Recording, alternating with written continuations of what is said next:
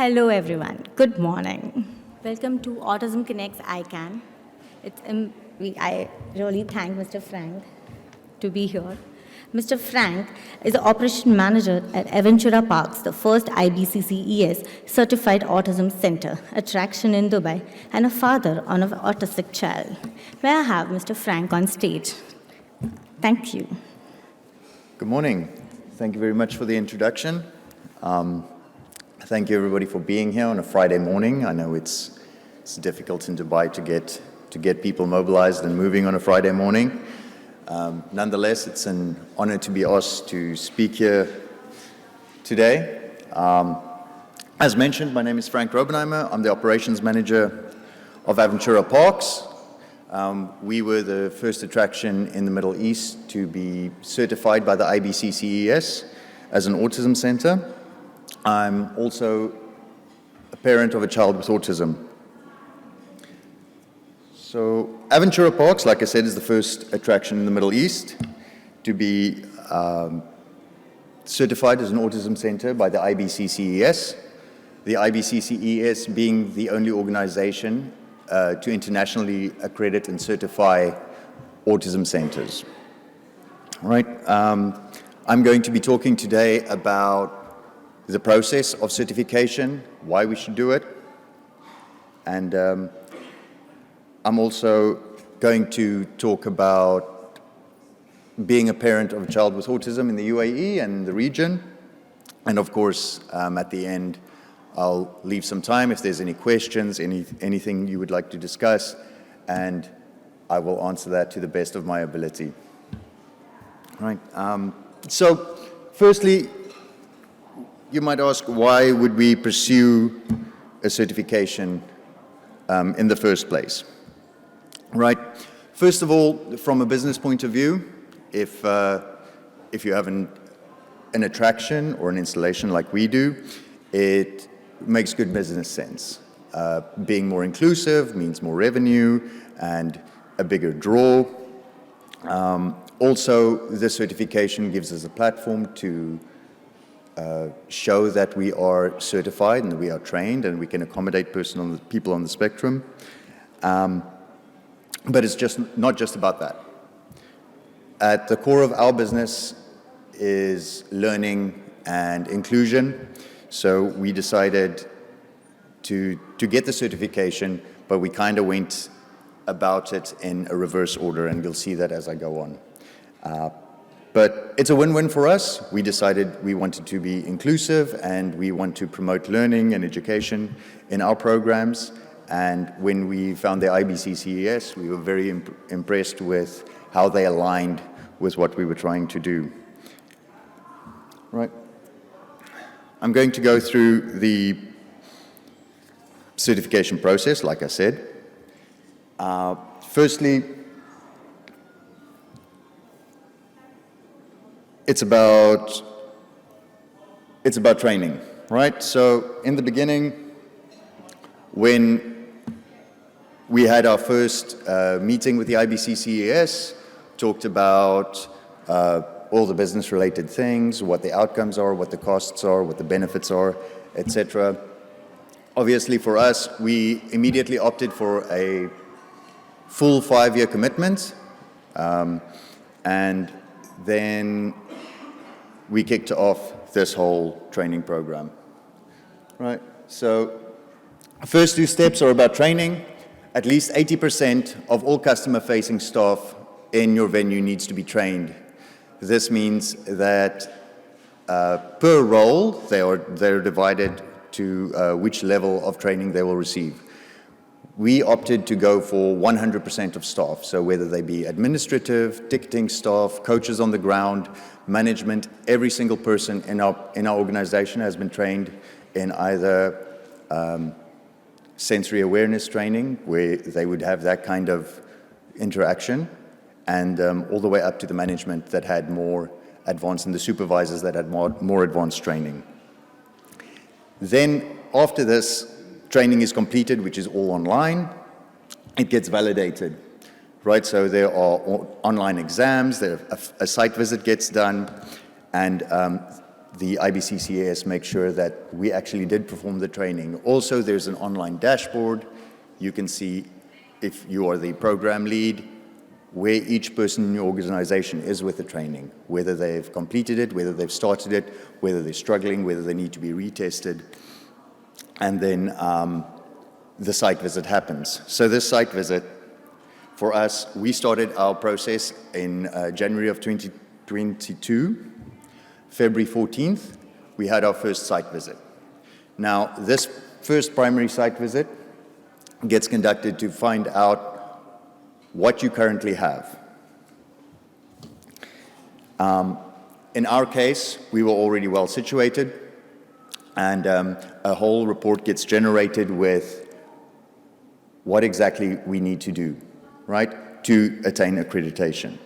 So we receive this report, we take all the time we need to comply with this report, and then a second site visit happens. That's where it says it's verified, so they come onto our site, IBCCES representative once again, and make sure that we have complied, right? Once all of that's done and everything checks out, obviously we are certified as an autism center.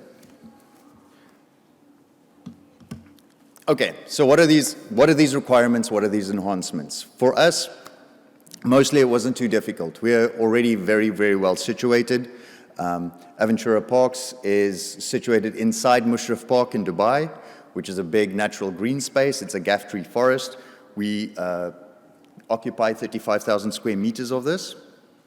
So already it's conducive to a calm environment. We're already outdoors, we're in nature, no loud sounds, no bright lights. We only had to make minor adjustments.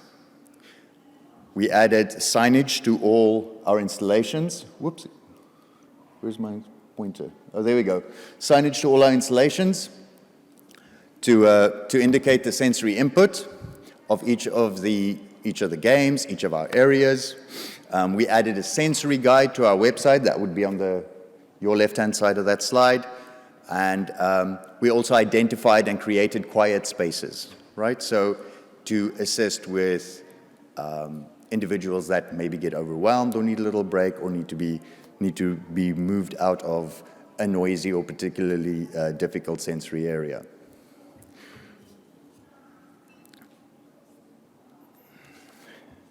So once we complied with all of this and the IBCCES confirmed that they were happy with our compliance, we got our certification, and starting on the 11th of January of 2002, by April already of that year, we could announce our status as a certified autism center.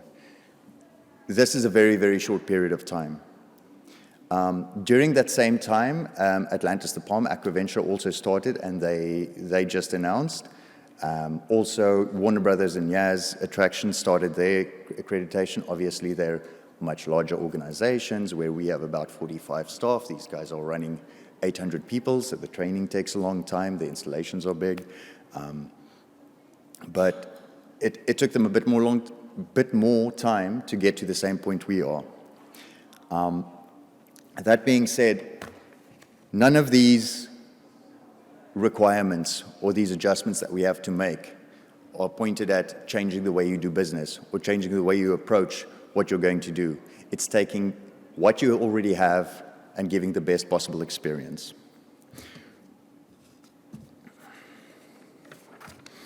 So, before I go on, I want to actually make sure that everybody understands what Aventura Parks is. Not everybody is from Dubai. Not everybody may have visited our park. So I'm going to play you a short video clip to show what we offer, and then we're going to continue so you have a better idea of what we're dealing with. Nature and adventure at its best. Experiences that put your skills to the test. Any obstacle is a force to bring that feels just like a dream. 6 circuits that set the vibe, where you can climb, fly, and glide. Your very own tribe. Where catwalks meet cakewalks. where teams elevate, accelerate, collaborate, communicate, and celebrate. Discover, learn, and play, delighting your senses along the way. Experience the thrill and places to chill at Adventure Parks.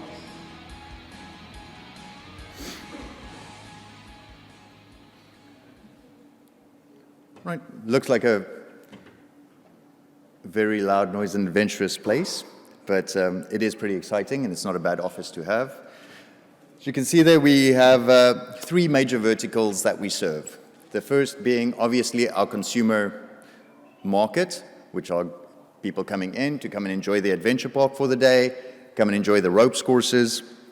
Second vertical being corporates, so companies and organizations coming to us to either host events, do team building, have fun days, have outcome-based programs.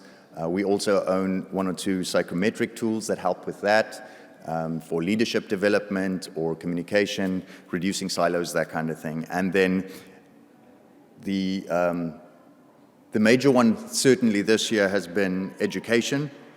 So this is mainly field trips from schools, also team building for schools, overnights for schools and for scout groups, etc. And also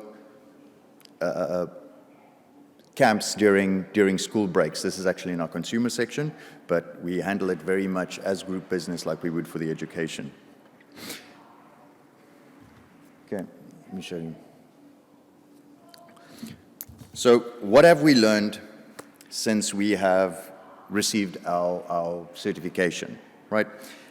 Since our certification, and in fact, since the end of the restrictions of the pandemic, when schools were allowed to start having field trips again and start coming out to us again, we've been inundated with school groups, looking for outdoor activities, looking for movement, looking for space.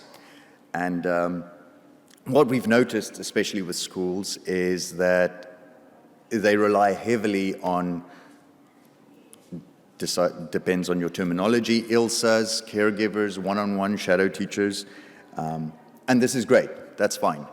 It allows children on the spectrum and with other neurodivergencies to be able to go to mainstream schools, come and enjoy activities like we have, but it does have a limitation. ILSAs are people, they need days off, they need to be sick, they need to go to the washroom, they need to have some, and in some cases, they're not actually a one-on-one, they may be a one-on-two or a one-on-three, depending on the organization or the school.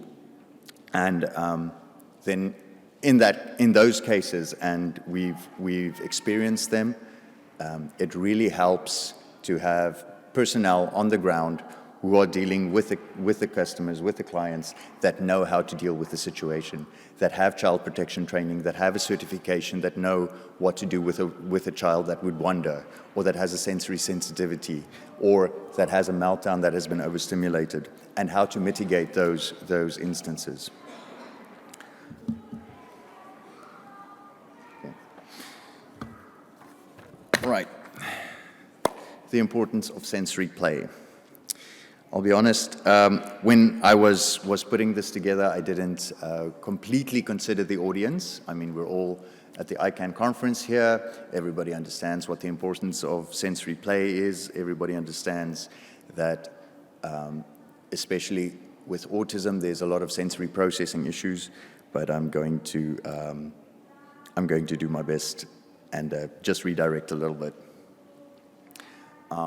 By the time we were approached by the IBCCES, we were already actually on our way to becoming more inclusive. We were already committed to providing more positive experiences across our entire possible client base. And we didn't just see, okay, there's a certification available, let's aim for the business outcomes of this. Let's see where we can profit or benefit from this. It was a bit more incidental. It was only after starting our own journey that we encountered the IBCCES. Like I said before, we were very impressed with how they aligned with what we had in mind, and it was a very easy decision for us to pursue the certification. And from the get-go, like I said, we were involved with Atlantis, we were involved with Yaz. We're of the opinion that the more attractions and the more installations have their certification, the better for us as a region as a whole. And I'll get to that a bit later.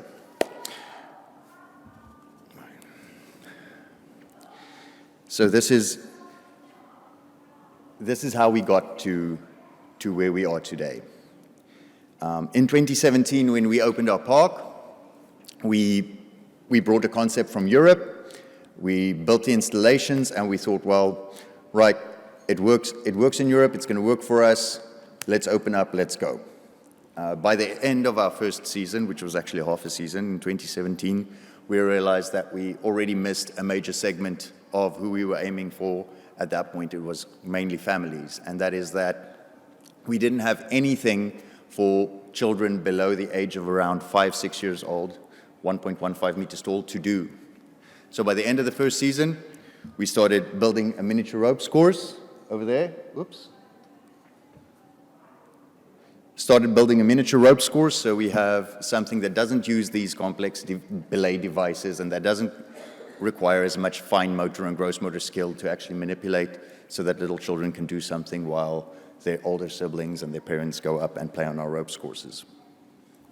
2018, 2019, we kept improving these areas. We kept adding installations, we added more climbing structures, a bit more play area.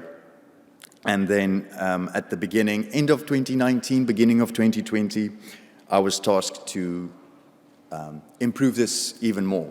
Okay? Create a master plan, make better installations, let's add some value to this, make it truly a complete family experience. And then the world came to a stop. Right? March 2020, 15th of March 2020, we were locked down. And then the direction changed somewhat. Both my wife and I were in industries that were heavily impacted by the restrictions that were put in place. For 4 months, neither of us could work. We spent a lot of time at home. Schools were shut down, nurseries were shut down, and we did all the things that you do, or what families did in lockdown. We spent a lot of time together. We were playing board games and building puzzles, digging in the garden, and we started seeing something with our 3-year-old son. We started noticing things that the teachers and the assistants at the nursery have been very gently and persistently hinting at.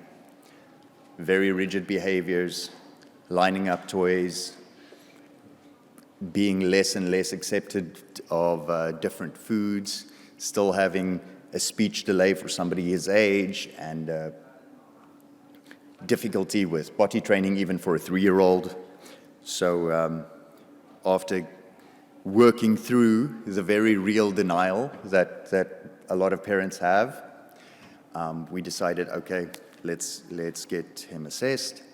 And obviously a couple of months later, we received the diagnosis. Now, this obviously changed our outlook, and we got plunged into this world like most parents do with young children that have been diagnosed. Lots of research, lots of self-education, finding resources, finding books, and just about when we were really deep into this, the dust started settling and the restrictions started lifting on both of our industries. Now, I go back to work, and this dossier or this docket is still on my desk, where I have to develop this discovery area. So my focus moved a little bit. All of a sudden, I'm in a world of sensory development and social development, and then I came across this. This is a sign that's in front of our new area that we call the discovery area. It's called the Pyramid of Learning. Many of you may be aware of it or may not be. It's just a visual representation of the development of the central nervous system, starting right there at the bottom with tactile, vestibular, proprioceptive, auditory, visual, etc., sensory, motor, perception, and development. And the pyramid goes up all the way to academic learning and cognition. And what I decided to do at that point is to base our new discovery area at the base of that pyramid.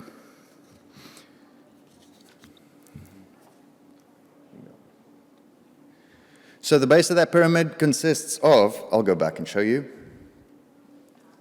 tactile, vestibular, and proprioception senses, right? The discovery area was to be divided into 4 big groups. The first 3 on the right-hand side there being the vestibular, proprioceptive, and tactile areas, and the last one, an animal interaction area. And I'll explain those to you very shortly. Firstly, proprioception area. Proprioception simply meaning deep muscle and joint stimulation, so it's all about hanging, heavy lifting, climbing, promotes hormone production, helps regulation with emotions, with sensory overload, and we also did a vestibular area, so this one's all about balance, where you are in space, movement, so nice twisty slides, swings, hammocks, balance beams, and then a tactile sensory area.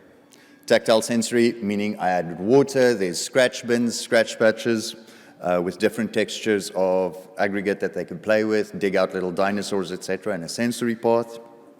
Now, all of these, obviously, they could either be for children in the autism spectrum that really are sensory seeking, could be great. Some of them for avoidance would not be as good. And as I mentioned before, each installation has got its own little sign in the front, aside from the, aside from the signage that explains the benefits of each of the areas, has got its little sensory input sign. I also then, are we going ahead? There we go. Added an animal interaction area. We built a bunny cage. We've got a whole bunch of rabbits in there. We hired the right kind of staff to do interactions with the children, to teach them a bit of sharing, caring for something else, a bit of nurturing, just to improve some of the social skills, encouraging a bit of communication, how to be gentle, and so forth. Okay, so by October of 2021, we actually launched our discovery area. I'm going to show you a quick little video of what we came up with at the end of the day.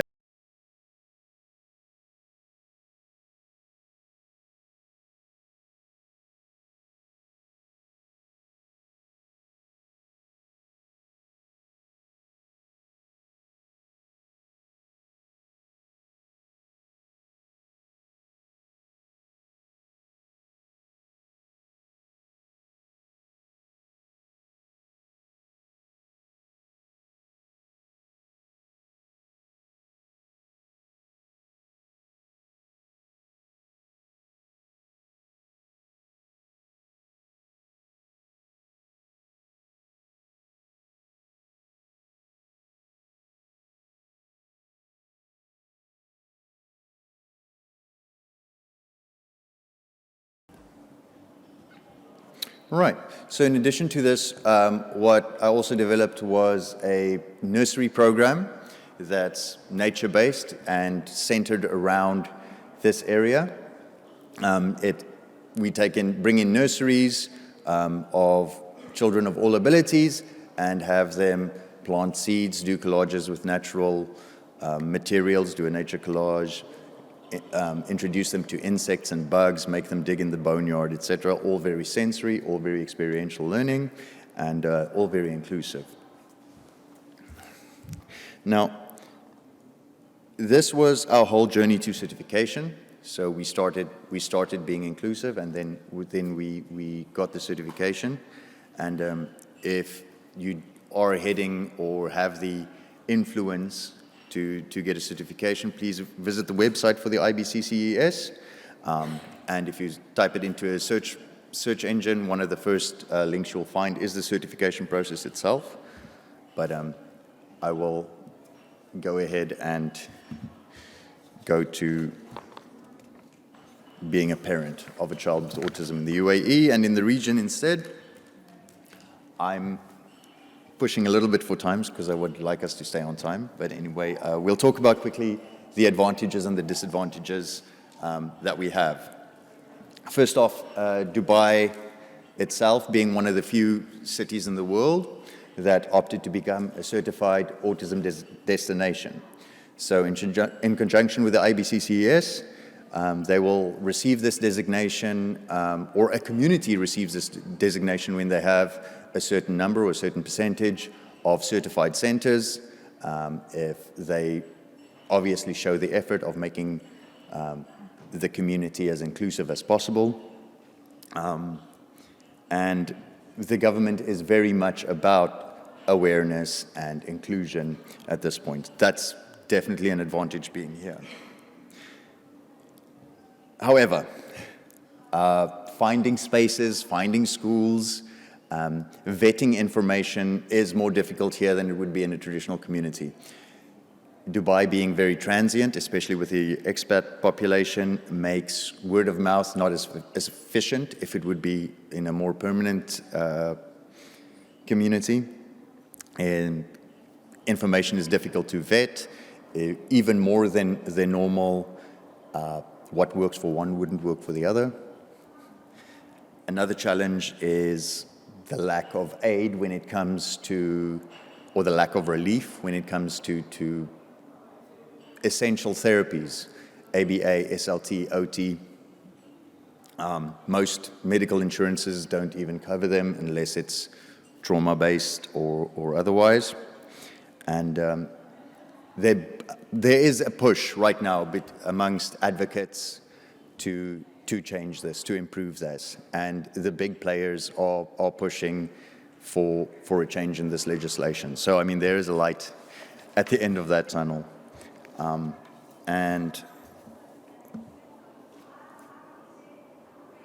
another small challenge is, and you can just look at the schedule that we're attending over these few days, fathers don't seem to be as involved as they should be. Advocating and getting word out there is very, very important. I have experienced myself that the denial and the problems, or the self-doubt and the self-blame that you experience as a father or as a parent when you receive a diagnosis, this is very real. And we need to spread awareness that this is not affecting your manlyhood. This is not affecting what kind of person you are. It doesn't diminish who you are. Advocation or being an advocate for your child is probably the most important thing we can do right now. Even though awareness is higher than it's ever been before, autism is also the fastest growing neurodivergence right now, diagnosis-wise, and there is still a long way to go before full acceptance is reached. Yeah. Lastly, I've been asked to share some tips and tools. Now, I realize that no two children are the same. No two people are the same on the autism spectrum. If you've met one autistic person, you have met one autistic person. So I'm not going to explain strategies and coping mechanisms and all these things. We will have people that are experts talking over the next few days that know much more than we do and than I do.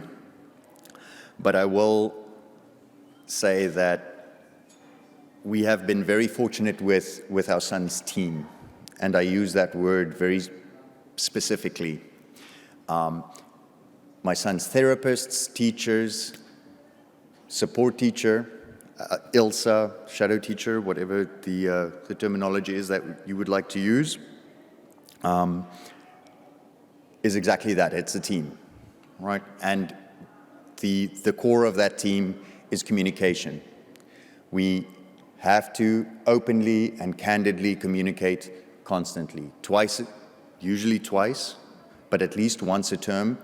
We have a meeting, all of us together, meaning all his therapists, his one-on-one, the inclusion head of his school, his assigned inclusion teacher, his class teacher, and both his parents. We have a meeting to align his goals, align his targets, check his progress, make sure that we all understand what his current challenges and his current developmental needs are, and we proceed together. Absolutely, absolutely crucial to communicate candidly and openly the entire time. Every now and then we find out that there are new challenges as cognitive development continues. Now it's transition. Next time there are sensory things. And the IEPs get structured in exactly that way to address his needs in the best possible way. I can also not give enough of a shout out to my very supportive wife that has helped me get through it, at least, without whom I would not be able to cope. I'm very, very sure. So my tip is just prioritize communication, prioritize your team. It's not easy to get that team together. You are going to get a few false starts. We've been through a few ILSAs, we've been through a few therapists until we got the balance right. We found the right organizations, the right people, and the right school. And if you are a parent of a child with autism or have a loved one with autism, you have to understand, or you do know already, that you look at the inclusion teams and you look at the accommodations before you actually look at the rest of the organization. We don't even look at curriculums before we look at the inclusion team and see what they can offer. But thank you very much. I appreciate the opportunity that you gave me this morning, and I will be open to any questions that you have, either on the certification process, on what we did and what our approach is, or just on being a parent. Anybody?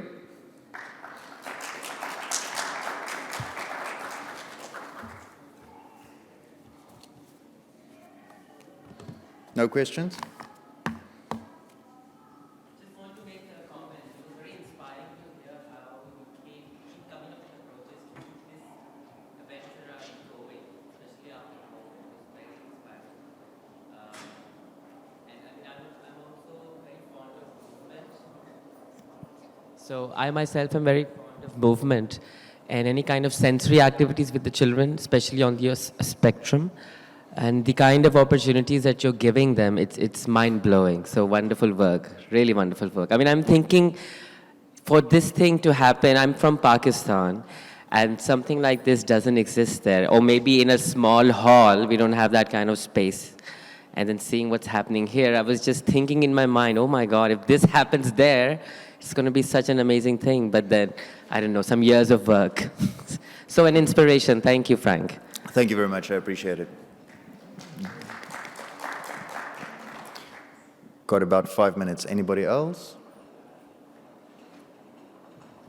Sure. So I just wanted to know how the process worked to certify the institute as per se, because your center was an adventure in the start, and later it turned out to be as a center who got IBCCA approved. So how this transition, like how many people you need to have trained, or because it's only sensory integration what I can see here. It is not about speech, or it's not about behavior or anything. And how would that help in certification? That can work? How it happens? It's very vague thoughts, I have it in my mind. Okay, I understand.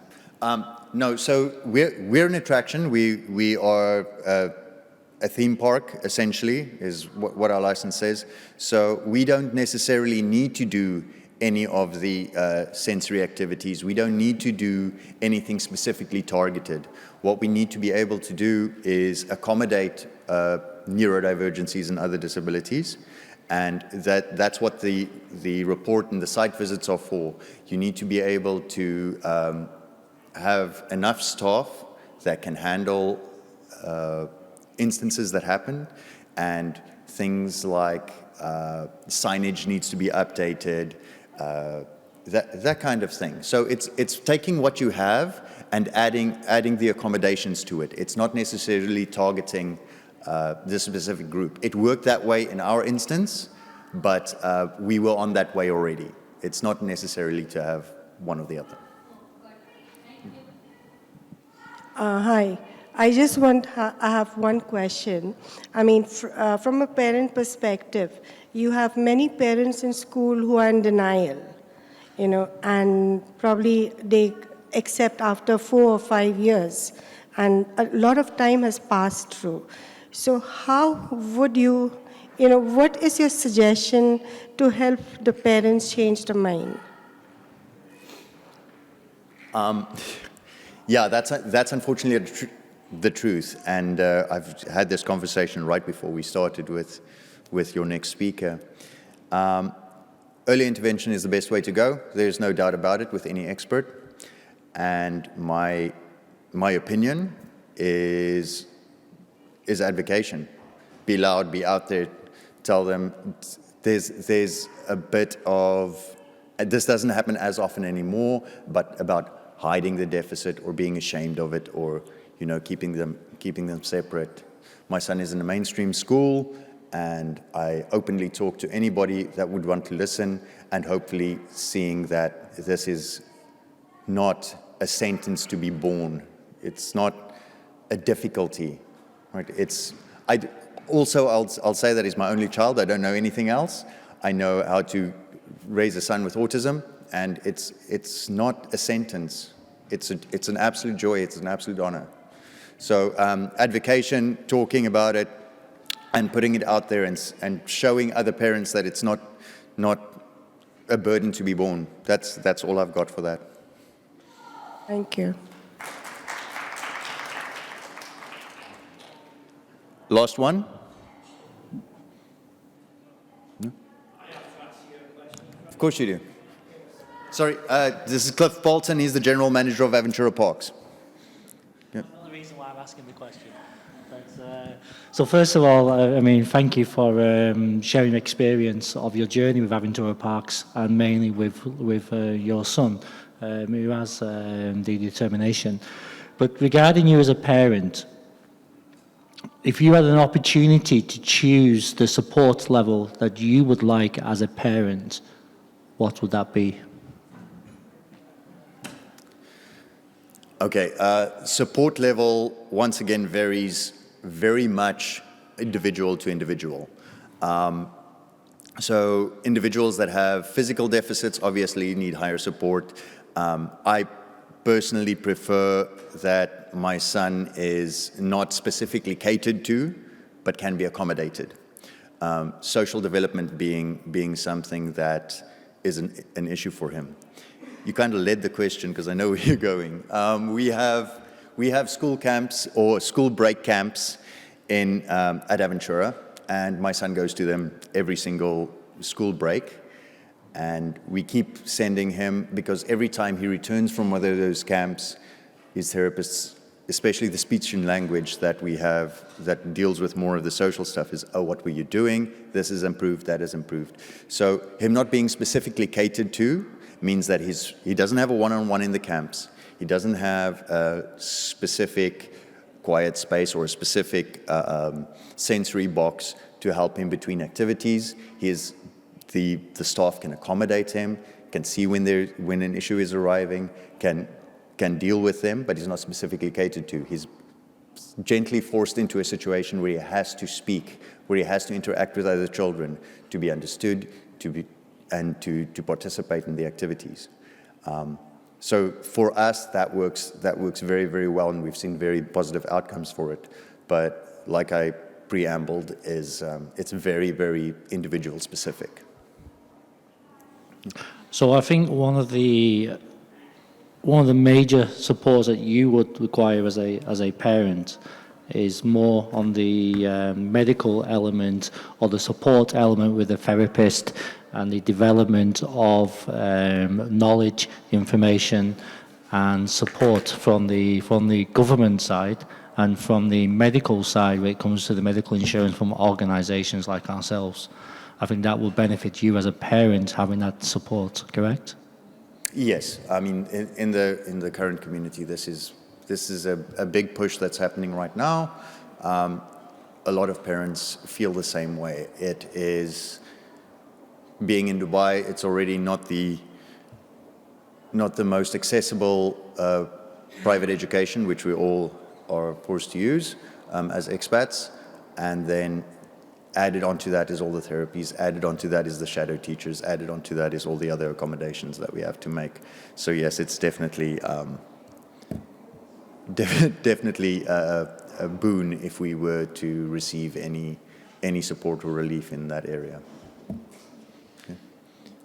Thank you. You're welcome.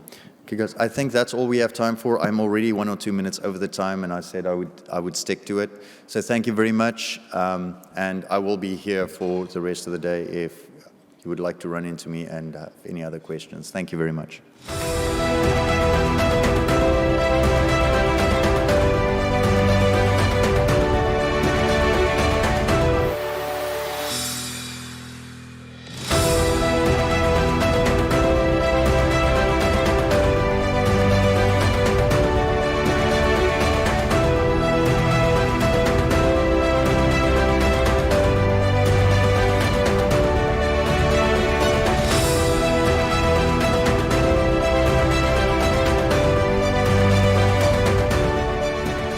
Hello, everyone.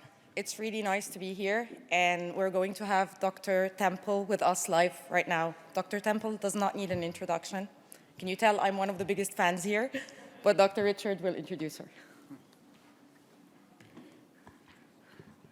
No, it's my great pleasure and privilege to introduce Dr. Temple Grandin. Dr. Grandin is an American academician, animal behaviorist, and internationally renowned spokesperson for autism spectrum disorder.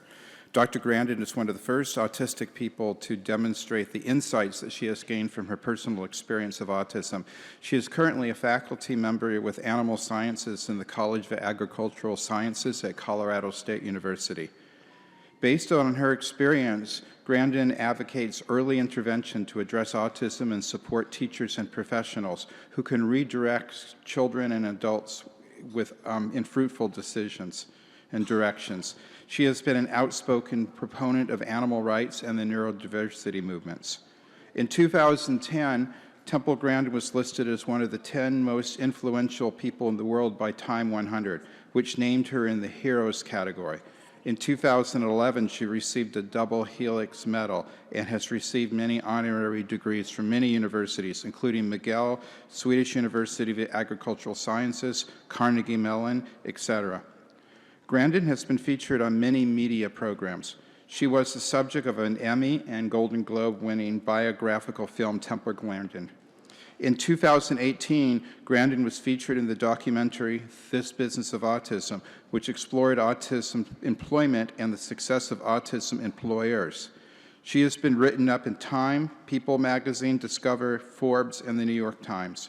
She is best known for designing the Hug Machine, which is a deep-pressure gadget planned to calm extremely sensitive people, which are ordinary people with autism. And I know her personally, working with her as a colleague to sequence her entire genome, to read the chromosomes from end to end and make sense of that as to how they caused her condition and how they continue to influence her life. And I'll never forget working with her to do that. And if you're interested in what we found out, come to my lecture tomorrow at 11 something. So introduce Dr. Grandin. Well, it's good to be here. And also a lot of emphasis on skills like getting dressed, combing your hair, brushing your teeth, eating with utensils. Well, one little tip with these kids, you have to give them time to respond. They're like a phone that's only got one bar of service. And slow down when you talk to them. And when the grown-ups talked fast, it went to gibberish. Can you put the next slide up, please? Now, the thing about autism is it goes all the way from Einstein, who had no speech until age 3, to somebody who has much more severe autism when they become nonverbal. But some of the ones that are nonverbal can learn to type independently. But a brain can be more social emotional, or a brain can be more interested in what they do. And having an interesting career has been very important to me. I'm really happy that I'm a professor. I've got graduate students and I've done a lot of research in animal behavior. I have 3 graduate students that have become university professors. I'm very, very happy about that. So a brain can be more social emotional, or a brain can be more interested sort of in what they do. This is why I think it's important to get kids out doing interesting things. Some of these kids that get addicted to video games, one of the ways to get them off the video games is have them fix motorcycles, have them fix cars. It's the one thing that's worked. They find out that maybe fixing those motorcycles is much more interesting than the video games. And that's something that can turn into a career. And it's a skill that other people want. Let's go to the next slide. Shows a picture of Thomas Edison.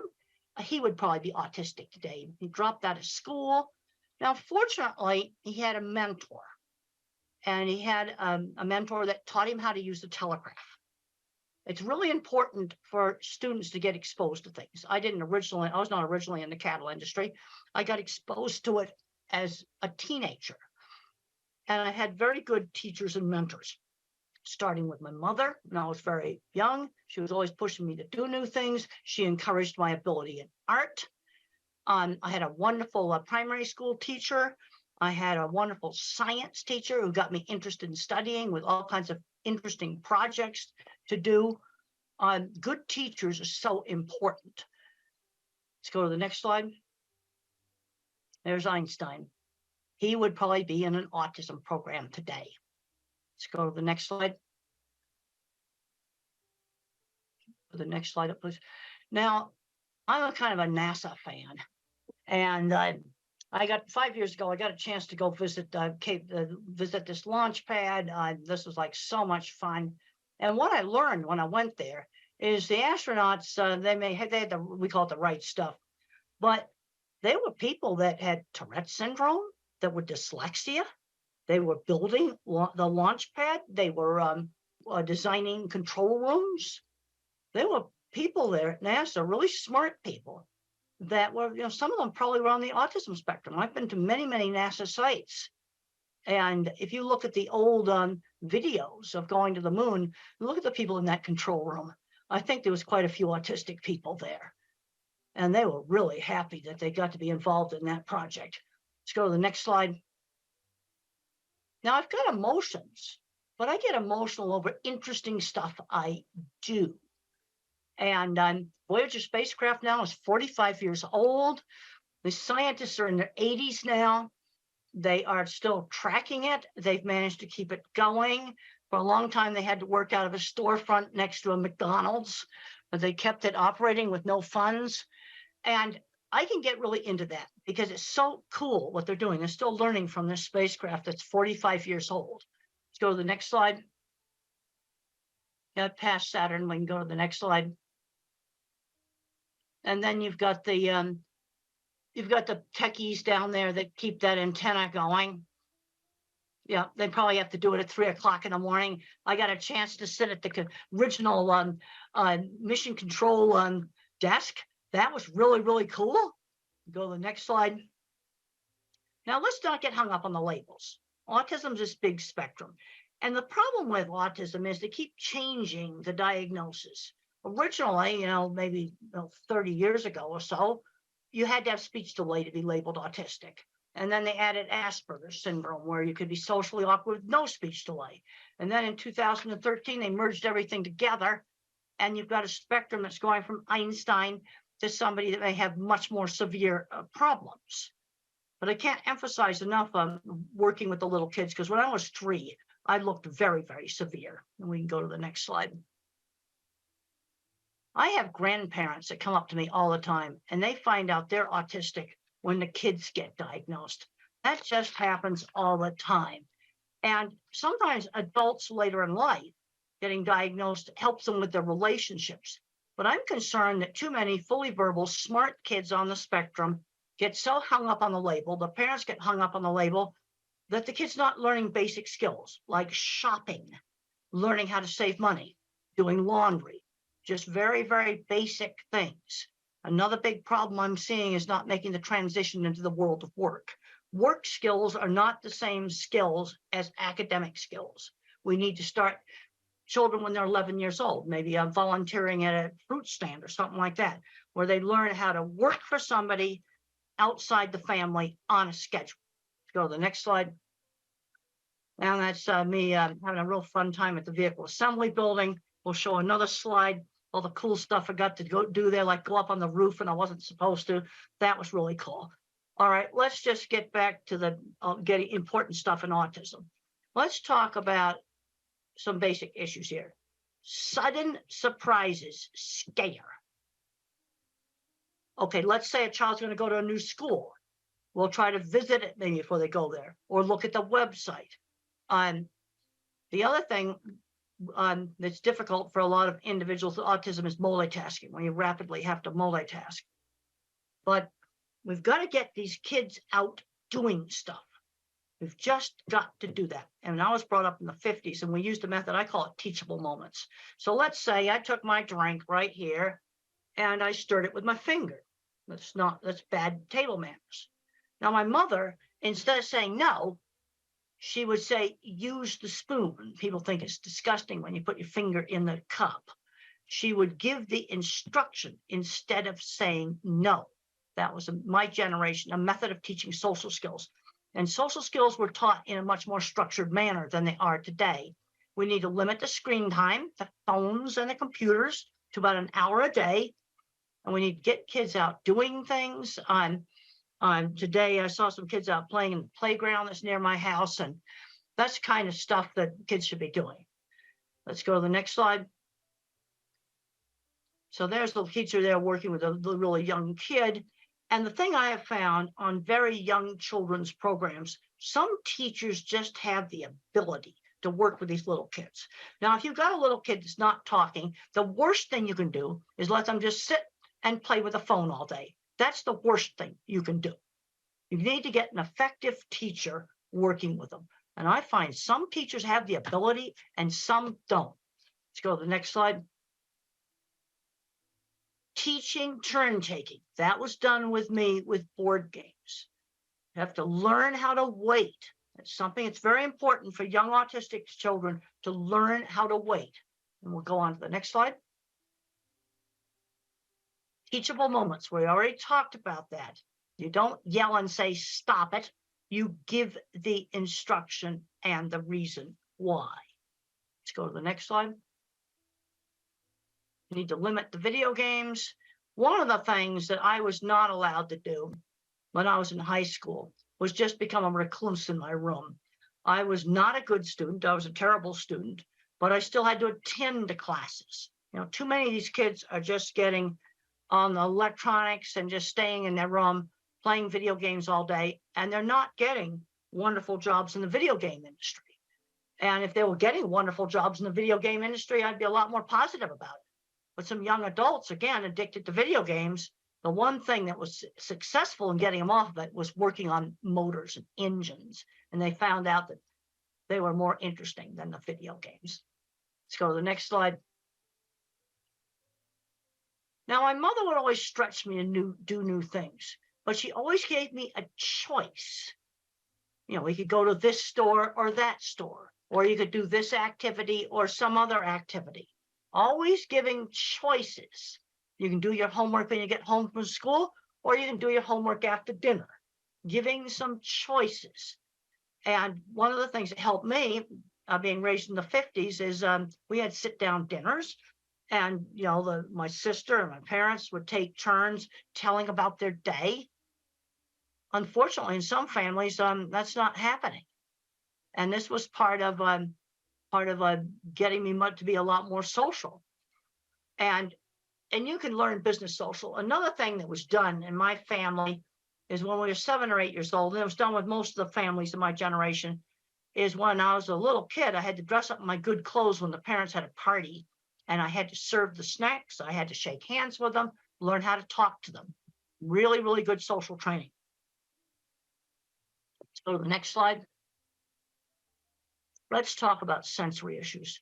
Sensory issues are really real. And loud sounds like a school bell or a hair dryer or maybe a vacuum cleaner would hurt my ears. Now, one of the ways to help a child to tolerate these sounds is to let the child play with the vacuum cleaner, where they turn it on. They turn the hair dryer on. And when the child turns the dreaded noisy thing on, they often get to where they can tolerate it better because they are controlling it. Now, there's some kids wearing headphones all the time. And the problem is, if you wear headphones all the time, and that's on the next slide, the sound sensitivity may get worse. So what you want to do is have them with you. You can have them in your backpack. So they're with you. They give you control. You've got them with you.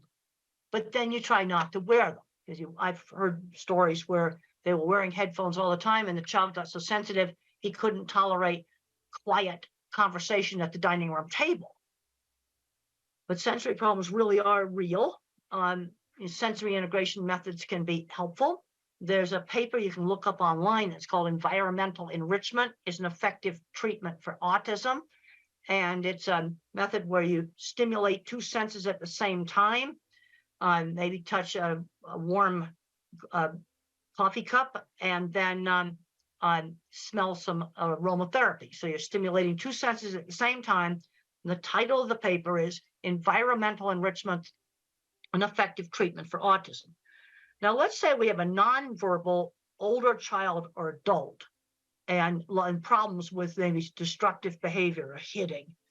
The first thing with somebody who cannot speak is give them a way to communicate. Not being able to communicate is totally frustrating. Also, you have to rule out, do they have a painful medical problem that they can't tell you about? That's the first thing you need to make sure they don't have acid reflux. I had acid reflux last night because I ate some hot sauce I wish I hadn't eaten. And my stomach was hurting last night. But the sensory overload, if they have a meltdown or outburst in a busy, noisy store, that is probably sensory overload. But we've also got to give them a way to communicate. That is just super, super important. There's a next slide just shows that sensory symptoms are part of the neurobiology of autism. Now, when I was a little kid, they tested me for two things, deafness and epilepsy. Now, I could pass the deafness test, but the problem is my ability to hear auditory details impaired. Like if the grown-ups talk fast, it was when adults talked fast, it's like, that's what it sounded like.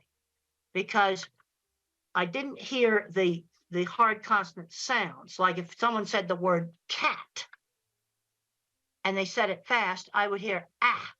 So my speech teacher would say cat ta, or she'd hold up a cup and she'd say cup pa. And she switched back and forth between saying cup and cup pa. Because if people talked fast, then all I heard were the vowel sounds. Stretch out and enunciate the consonants, and sometimes hearing would kind of cut in and out like a bad mobile phone connection. There's kind of three ways that the brain can have a problem with language. Not hearing the auditory detail, where I'm hearing gibberish, trouble with getting my speech out, expressive. And then the next slide, I talk about echolalic children.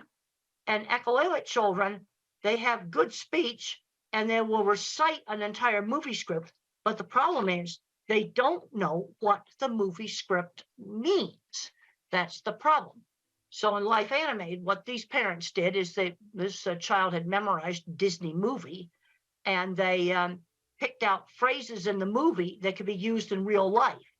And then their son started to figure out that words had meaning. So an echolalic kid, you've got to teach them that all this language they're yakking out has meaning. So there's kind of three ways the brain can be messed up. The next slide talks about attention shifting slowness. Now, if I was a computer, I've got a very, very small, I'm an Intel 286. I mean, if you're a computer geek, that's the first chip. But I have huge memory. Attention shifting slowness. This is why you have to give the child time to respond.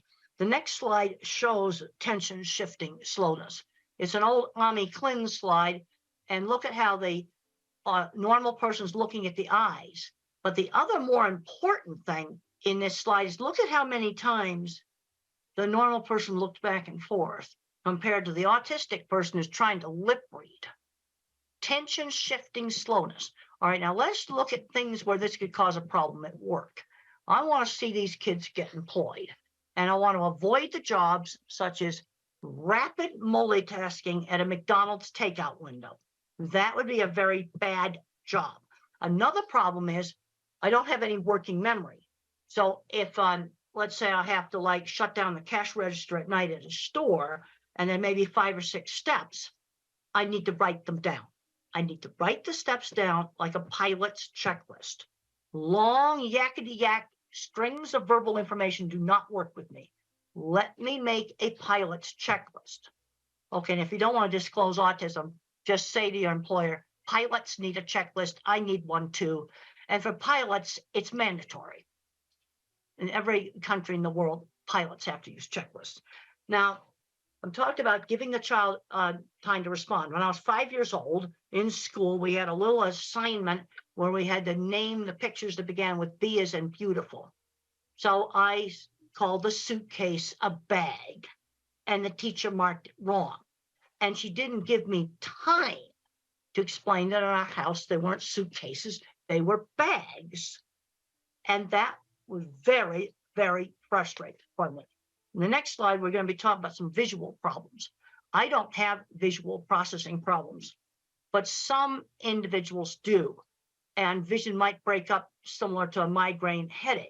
Or this next slide that shows an image that's breaking up. Seeing probably wouldn't be a primary sense if that's the way things look like. And this may explain why a number of people that do not speak touch and smell things, because those senses provide accurate information. And we'll go on to the next slide that shows an escalator. Now, in your brain, you have the eyes that work like a camera, but then in the back of the brain, there's circuits that assemble the graphics file for shape, color, motion, and texture. And if there's something wrong with those circuits, print may jiggle on the page when you try to read. These kids are often terrified of escalators because they can't tell how to get on and off of it. So you have a child that hates an escalator. The chances are he has a visual processing problem. And the eye exam may be more or less normal. And if you have a child that can't read, the next slide shows print jiggling on the paper. Try different pale colored papers. Now, this is my children's project book right here. Well, you see the light blue paper color right there. Try printing on the homework and the reading materials on maybe light tan paper, light gray paper, all these different colored papers. That sometimes really works for some types of dyslexia. Just try different colored paper, try different colored backgrounds on your computer, on your laptop, or on the iPad. The next slide, I talk about lighting issues. And one of the big ones now is LED lights that flicker. And one of the ways that you can determine if LED lights are bad is take pictures of them in slow motion.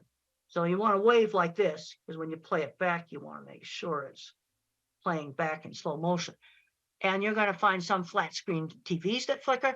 Now, tablets do not flicker. Most laptops do not flicker. But there's going to be some flat screen TV computer monitors that are bad. And this does not affect all people with autism. But I'm going to say about 10 or 20% may have a problem with seeing flicker of LED lights or on TVs and computer monitors. So what do you do if you have that problem? You go buy a lamp and you find an LED light that does not flicker and you put it next to the desk. And you can buy cheap ones that don't flicker. But this is something that's a real problem. And when I get asked about designing a school or a home for people with autism, I want to make sure we have LED lights that do not flicker. I just learned from a technical specialist that if a TV flickers, it has to do with the internet connection. But this kind of stuff needs to be fixed, and you can just test it with slow motion video. The next slide just talks about some more severe sensory issues. In noisy environments, I am not able to hear because of all the background noise. Cannot hear. And I also cannot follow very rapid chit-chat conversations where people get very social, chit-chatting back and forth very rapidly. I get bored with that. And there's questions coming up about masking. Some of that stuff's just too hard for me to do, but you can always do some business social, shake hands with people.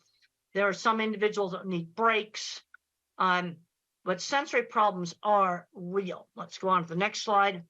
The next slide talks about this environmental enrichment program, where you use inexpensive, cheap things to stimulate two senses at the same time. You're always changing the things that you stimulate, and it's an adjunct or an add-on to other types of therapy.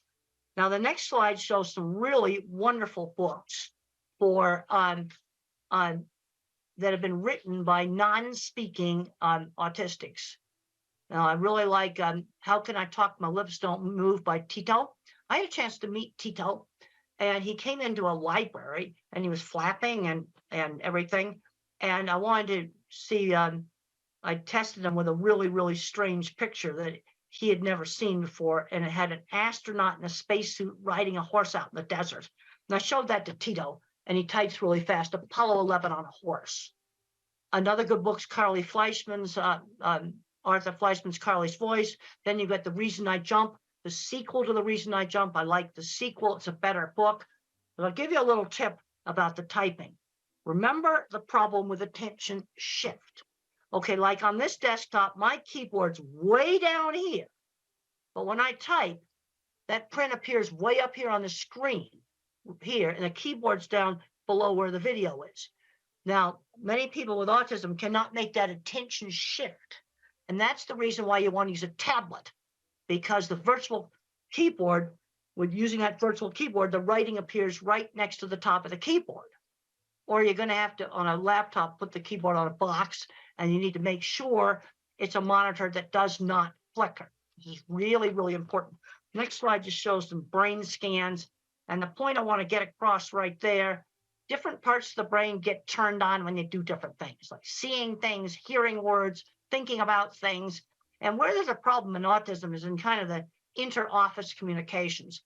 And what you tend to get is uneven skills. Like I'm really good at art and mechanical stuff.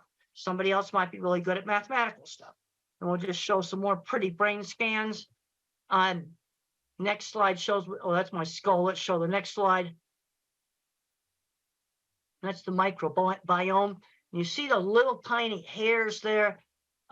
Those are axon tails, and they form great big inter-office communication cables between different parts of the brain. And then I can show you a slide without my ugly skull. And that's the connectome is much prettier when it's by itself. The next slide shows the circuit in the brain for speak what you see. Now there's the normal control right there, and I'll show you mine. The next slide, that's my speak what you see. And I have all these extra branches for visual thinking, but I have less fibers for speech. So that might explain why I had trouble getting my speech out. But when I had speech therapy, it increases the bandwidth on the fibers that are still left. And the next slide just shows that. But this is where the therapy made a difference, because I had trouble getting my speech out. Let's go to the next slide. Now, for speak what I hear, I am definitely not an auditory person. I am definitely a visual person. And we'll go on to the next slide. And I want to talk about the importance of developing strengths. That's an artwork I did when I was about 6 or 7 years old. Mother always encouraged my ability in art. It's a picture of a wooden dock or deck that was by the beach. And she always encouraged my my art. And the next slide just shows a picture a young child did in 3-dimensional. Most little kids don't do that. And I would just draw the same horse's head over and over and over again. So mother would broaden my skill. Let's draw the stable. Let's draw the saddle. Or if you have a child that likes cars, let's read about cars, do math with cars, draw pictures of different cars. In other words, broaden that fixation. Broaden the fixation, especially if it's something like cars that can turn into a career. The next slide just talks about the art ability being encouraged. often will have uneven skills, really good at art. I was actually terrible at mathematics. But then you're going to have another autistic person that's good at math. And we'll go to the next slide, where it shows that the way I think, it's videos in my head or movies in my head. I'm what's called an object visualizer. And in my new book, Visual Thinking, The Hidden Gifts of People Who Think in Pictures, Patterns, and Abstractions, I discuss 3 different kinds of thinking that you can have in autism. Most people are mixtures of the different kinds of thinking. But in autism, you might get an extreme object visualizer. That's me. And the HBO movie shows how I think. My kind of mind's good at art, mechanical things, photography, working with animals, absolutely terrible in mathematics. And then you have the next kind of mind is the visual spatial mathematical mind. And the mathematical mind thinks in patterns. And then you have people that think in words. And it's important to, kind of know how the child thinks. That just shows eclipse shadows where the eclipse, the trees made little tiny eclipses like a pinhole camera. That happened on our campus. I noticed detail. I watched a whole bunch of students just walk over that. They just didn't notice it. But I noticed visual detail. The next slide shows 2 things that can bother cattle, like seeing a car through the fence, seeing a piece of red string, seeing a bottle there that might move.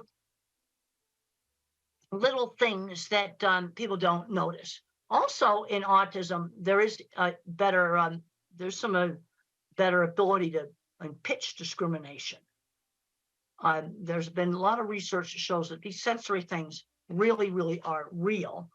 And the next slide shows one of my cattle handling facilities.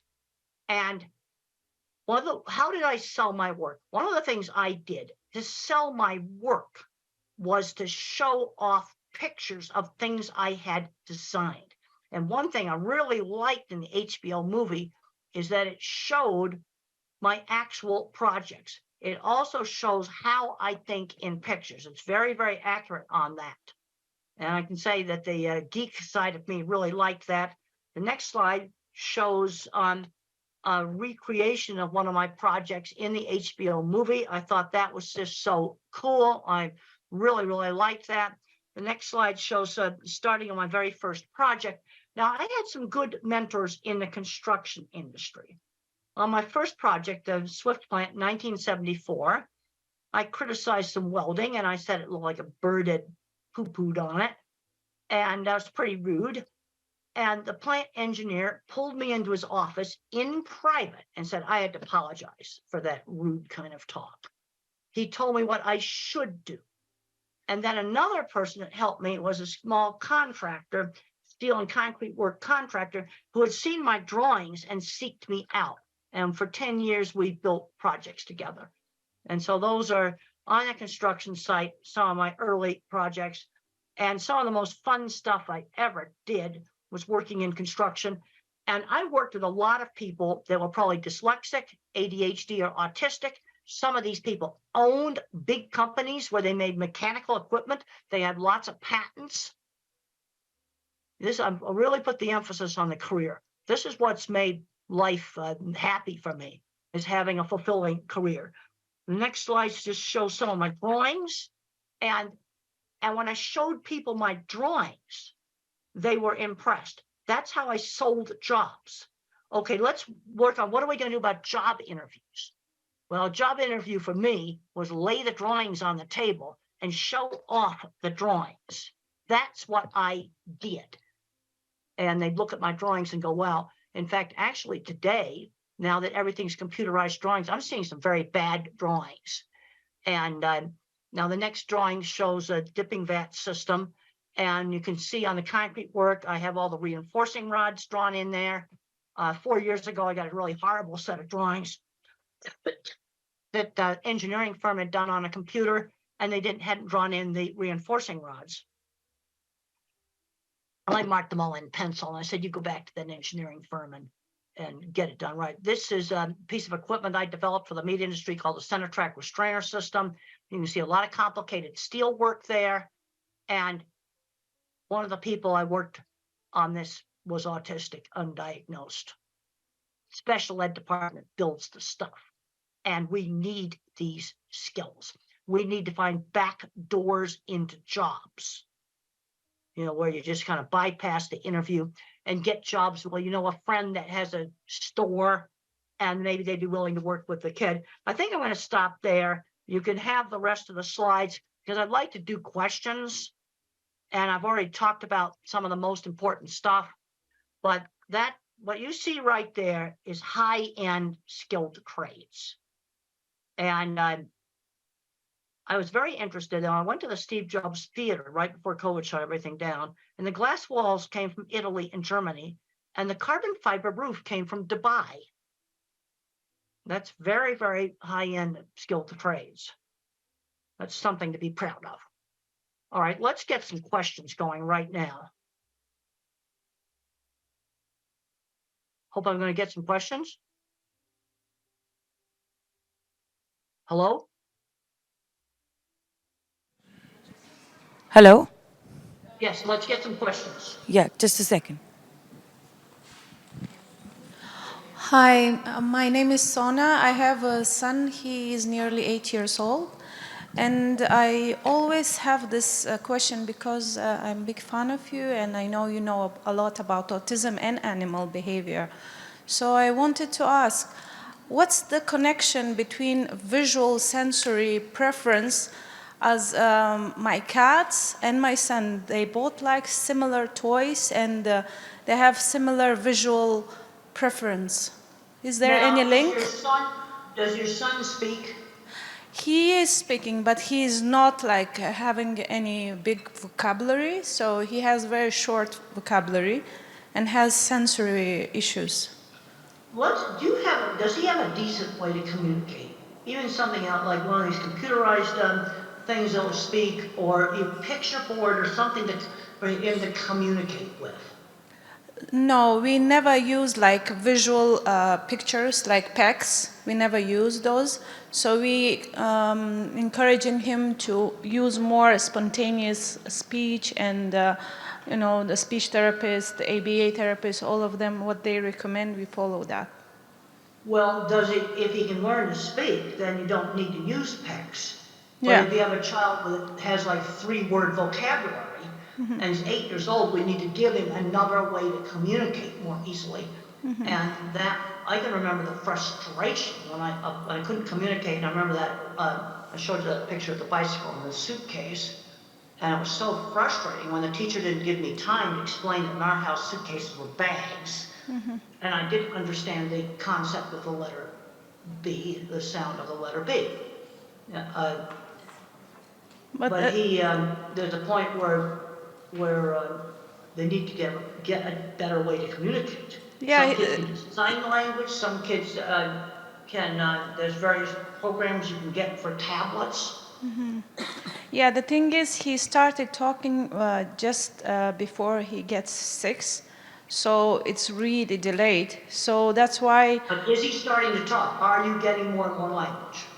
Yes, and more clarity. Like it takes time, like it's a step by step, but we had him from severe autism. Now he is in between low and moderate autism. Okay, so well, in the that's spectrum. good. If you're getting progress, parents always ask me about different programs. I said the most important thing is you're getting progress. Yes, now, if you're getting progress right now, then you're doing the right thing. Yes, the only problem I'm struggling is his memory and his sensory problems. That kind of restrict him to learn more and focus on tasks and academics. And he's better in maths. As you said, there are a few types of visual learners.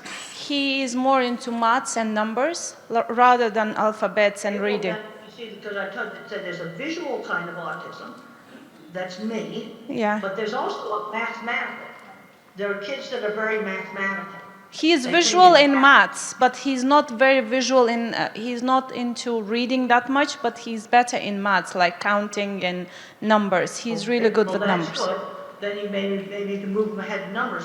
How is he at things like getting dressed, bathing, these kinds of things? He is very independent. Wherever I taught him, is very independent. Good. That's good. He's learning those skills. Yeah, he is even better than my other children, like neurotypical ones.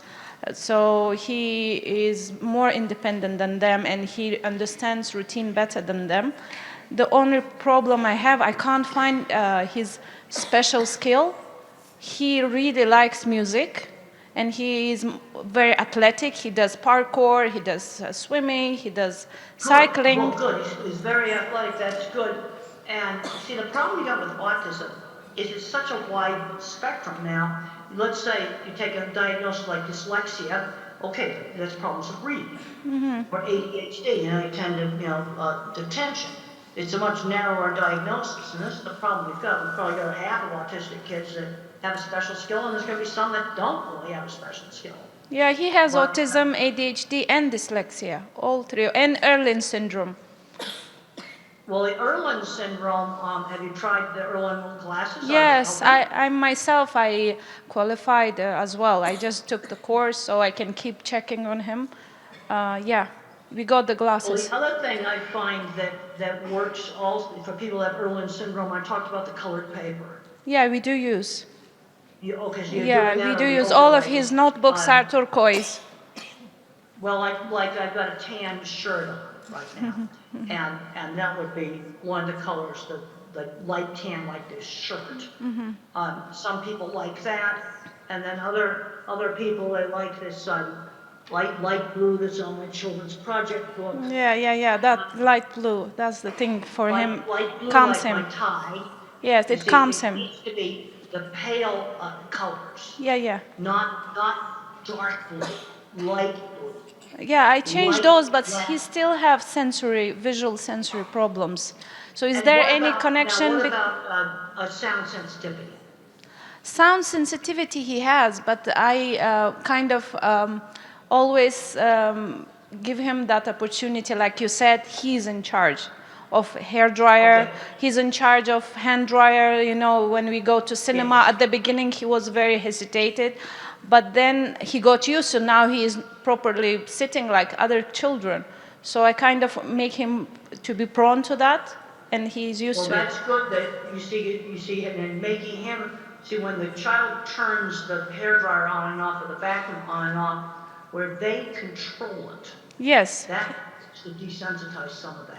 Yeah, but still I'm struggling with his memory and his visual sensory. Like my cat and him, they prefer the same toy. You know what I mean? Like he will kind of keep doing with that, playing with that toy, even though he has 1,000 other toys. But And his how preference. is he taking turns at a game? He was not good. He was having meltdowns. He would get angry. But I kind of desensitized him with that as well, like on the cues of airport, like slowly by rewarding him using ABA techniques. And you don't have a surprise at the airport. Like you watch videos and I found that one of the things that I got afraid of them, but made them interesting. Yeah, exactly. That sports. What one parent did about the hand dryers in the bathrooms, they went to the websites of all the manufacturers of the hand dryers, and then they got interested in how they worked, and they collected all the websites of hand dryer manufacturers. No, seriously, this actually helped. Yeah, it's the same with him. Wherever we start with, like even food, diet, we started with him. At the beginning, he didn't like. Now he loves healthy, clean food. He wouldn't eat rice. Before, he was addicted to all these carbs, rice. Oh, yeah, it's bad. Now he And wouldn't eat. I get worried that some of these kids with these restrictive diets are going to get the old vitamin deficiency diseases. There was a horrible case where a kid got scurvy, which is vitamin C deficiency, because his diet was so restricted. Maybe we need to get somebody else to ask a question. I want to give somebody else a turn. Yeah, sure. Thank you. Hi, good morning and nice to meet you. You made a point about people who don't speak much, they're more on touching and smelling things. And I just wanted to know how can that be helped and how can they be helped to speak better? Well, if you read, I really recommend that you read Tito's book, How Can I Talk If My Lips Don't Move? It is available in an electronic book. I checked Amazon recently, it is available. And he talks about vision being scrambled. Also, the Japanese boy in the sequel, which I think is a better book, he talks about being like a broken robot and having problems with controlling his movements. And if you have an older child or an adult that's either non-speaking or very poor speaking, I really recommend these books because it gives the inside view of their issues. And I don't have scrambled vision. I see just fine. You see, this is where autism has all these variations. But some of them get scrambled vision, and then smell and touch actually work. Those senses are giving accurate information, so then they tend to use them since they work. So I really recommend, really recommend those books. I've got a PDF here. I'll just hold up that slide again of those books right there. If you have an older kid or an adult that doesn't speak, those books are going to give you so much insight. They type independently. Nobody's holding their wrist or their arm. They type completely independently, and they describe sensory scrambling. Now, I don't have this. I have sound sensitive. And then there's some, I had a student that had a problem with print jingling on the page. But see, this is where the sensory stuff is so variable. This is sensory problems a lot worse than mine is. Good morning. My question is how to teach taking turns. There is a child, 8-year-old. He struggles with taking turns. He can't wait. And while playing... That was the reason why when I was 3, we spent a big part of my therapy was learning how to wait and take turns in games. How do I teach? How do I do it? Like sometimes there's a video activity happening, and there are 3 kids. One after another, they can watch their favorite video clip for maybe 5 minutes. But he can't wait for others. Well, let's do something where it's shorter than 5 minutes, like a board game.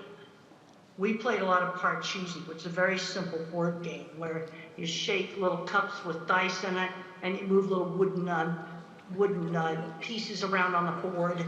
And I remember grabbing that cup, and the mother said, "You've got to wait for your sister to take her turn." And something where it's not 5 minutes. Let's do some turn-taking thing where it's, 1 minute. Like you take a turn in Parcheesi takes 10 seconds. Okay, so I start with 10 seconds. The first activity should be very short. Well, but the thing is, my speech teacher that I had years ago, this would be like 1950. Okay.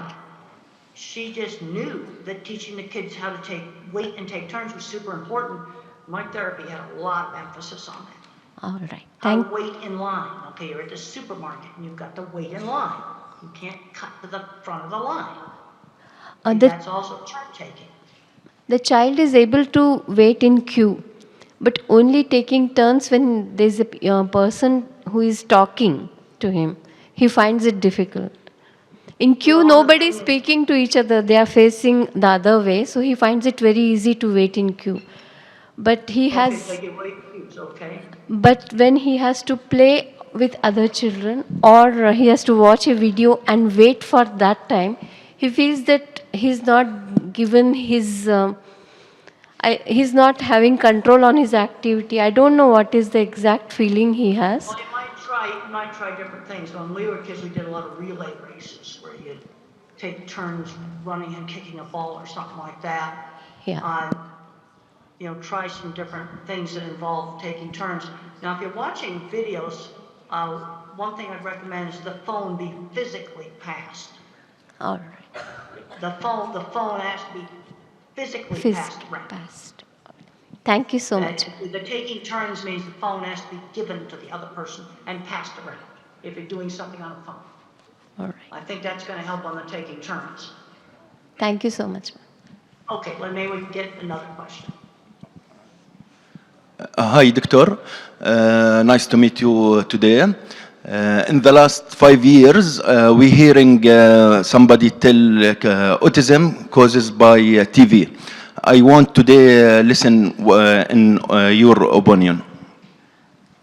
Caused by what? I didn't hear you. TV. I don't know what that is. Television. TV. Autism is caused by television? Yeah, so somebody tell that. No, autism not caused by television. But if you let a child spend 10 hours a day watching television, that's bad. And it'll probably make the autism worse. You know, we need to be getting them out and doing things. No, but television does not cause autism. Thank you. Nice to meet you. I'm Eleonora. I want to ask you, what do you think about the connection between language and motor coordination? Is it important to improve motor coordination in autistic children, to improve also language? What do you think? Well, there's some really interesting things that's happening with horseback riding. And I've had parents tell me that their kid did their first words on a horse. Now, there's three things that happen on a horse. First of all, riding horses is really fun. Yeah. But the other thing is you have to balance and there's rhythm. You're doing balancing and rhythm at the same time. Now, occupational therapists and sensory integration might get you on a swing and do some of the same thing. But when you stimulate the vestibular system with balance and rhythm, that can be real helpful. Another simple thing that might work is you nail a board to the floor, and then you have the person walk, what we call walk the tightrope like this, along a board that's nailed to the floor. I mean, it's only like that far above the floor. But you do these activities that stimulate the cerebellum. Yeah. Things like swinging. There's a paper I worked on years ago with Lorna King, and the child, they had him on a swing and they were working on speech. And there's some good things with the motor and speech. And the thing that's not known is which kids respond to this. You see, this is the problem with any of these sensory things. You know, it works on one kid and another kid it doesn't work. Okay, I worked on my squeeze machine. Some kids respond to deep pressure, other kids don't. This is where the sensory problems are real variable. But some individuals, they do swinging, balancing, rhythmic activities. That can help on speech for some individuals. Okay. We can use also music, for example, Yeah. rhythm. And That is very music can be important. helpful. The other thing is there are some individuals that can sing words before they speak them. Yeah. Singing is on different brain circuits. So they could sing the words rather than speak them. And sometimes that works. Thank you. Thank you. Thank you, Dr. Grandin, for wonderfully sharing your insights as an autistic person. One thing that has caught my eye is that your parent, your mother, played a very key role in Absolutely. And then another book you might find helpful, I got a book called The Way I See It that's I got a lot of little short articles in it. It's available on Amazon. That might be helpful. Thank you. Yeah, I also have a lot of information on website, templegrandin.com. Just templegrandin.com. There's lots of free information on that. Thank you. So I'm a mother of triplet boys with autism. They are 11 years old, all different. They are all on a different spectrum. And one is still nonverbal. And all my sons are really not academically gifted. And there's one thing you have mentioned, that you're really fortunate and happy that you have a wonderful career. Now, I would like to request if you can share, one word or a direction to us parents. Often we find that we want to follow the typical growth, go to kindergarten, go to primary, go to high school, go to university. get a job, get married, all that. But our children, most of our children with autism don't really seem to fit there. What can you tell us? Well, the thing, you have uneven skills. I'm a big believer in getting children exposed to lots of different things. I did all kinds of things when I was a child: cooking, sewing, woodworking, art, music. I was taught musical instruments, and I was terrible at musical instruments, but good at art and mechanical things. And so you expose kids to lots of different things, then you can see what they are good at. But I know, like you look at this equipment here, I've worked with people where a single welding class led to building things like what's shown in that picture. And then another kid, it might be mathematics and programming. Some you have to expose them. And then you've got people with autism that are not going to be building equipment, they're not going to be doing mathematics and programming. Let's say you have a kid that's good with numbers. Well, then show him other mathematical stuff. Here's some really cool pattern stuff right here. I found in one of my science magazines with those patterns. They all have mathematics behind them. Isn't that cool? In a science magazine. Yeah. You know, there's some kids that are going to just, they may be gifted in that. You see, this is the problem. You're like really good at one thing, sometimes really bad at something else. And the people that build the equipment, like you see there, complicated stuff, most of them could not do algebra. It's all pure visual thinking. But they're building stuff like that. Thank you. I had a chance to go on a corporate jet the other day. The guy that took one welding class, he builds entire beef plants, and he just has them memorized in his head. A single welding class. He's building entire beef plants. Unfortunately, Now, we're running. He's not autistic. He's not autistic. But I did work with several other people in metalworking that I'm pretty sure were autistic. We're out of time now, so we're just going to have one more question. I know that we would. One more question. Hello. Midnight or whatever, I'm going to go to bed. But I'm really glad that I was able to get up and talk to everybody. And give the videotape around to people. There's more slides in this deck. You can go ahead and give people the whole slide deck. It just wasn't time for tonight to show all the slides. Hello, Dr. Grandin.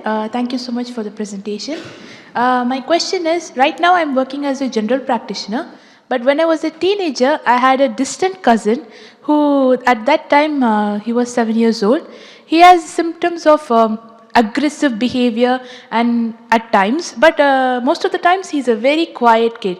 He won't interact much and everything, but the aggressive behavior is the key point, like it's almost disruptive. And later on we diagnosed he has autism. But how old was he when he was doing the destructive behavior? At 7 years old. And because of that, his whole family also have a history of mental illness, like other mental illness. It's stigmatizing, it's so traumatizing for all of them, especially the boy.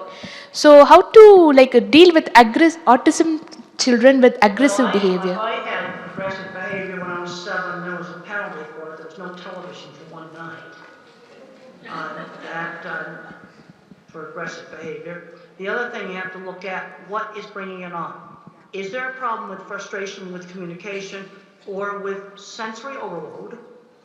Communication. We've got to make sure he doesn't have if the child is non-speaking, then you always have to make sure you do not have a hidden painful medical issue, like maybe an ear infection, urinary tract infection, acid reflux in their stomach, a toothache, something that's hurting that they cannot tell you about. I think he had meningitis. He had meningitis. I also problems with things like getting aggressive when I was a child was worse when I got tired. I had a pretty good sense of when she needed to just say I need to go to my room and just calm down.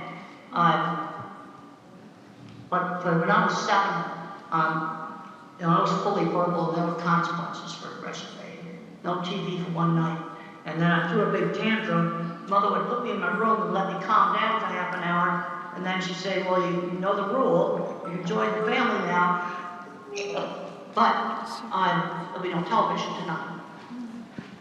You know, and I understood consequences, but I think there's some individuals where they may not make the connection between the tantrum they had at school and no television that night. See, this is the problem you've got with autism. You've got such a big range. Okay, I think that was. And then you've got the autistic. You see, the people that I worked with that had the metalworking shop and all the patents, designing equipment, they would have been more the Asperger type. There would have been no speech delay. You see, this is where that Asperger type with no speech delay now has been merged in with the autism with speech delay. I had speech delay, so I was definitely not the Asperger type. And the people that I worked with professionally in metalworking work would have been the Asperger type. But they had social issues. I'll never forget one of the jobs, I had to drag the guy out of the shop because before he got picked the plant engineer. We're out of time now. Thank you very much. Thank you for joining us. Thank you.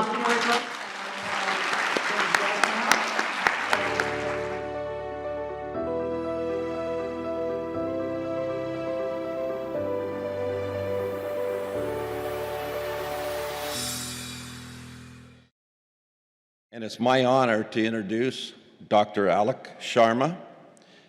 Dr. Alok Sharma is the professor and head of the Department of Neurosurgery at LTM Medical College and Hospital in Mumbai, India. He is also the director of Neurogen Brain and Spine Institute and KLS Institute of Anti-Aging, both in Navi, Mumbai. He is the president of the Stem Cell Society in India and vice president of the International Association of Neurorestoratology.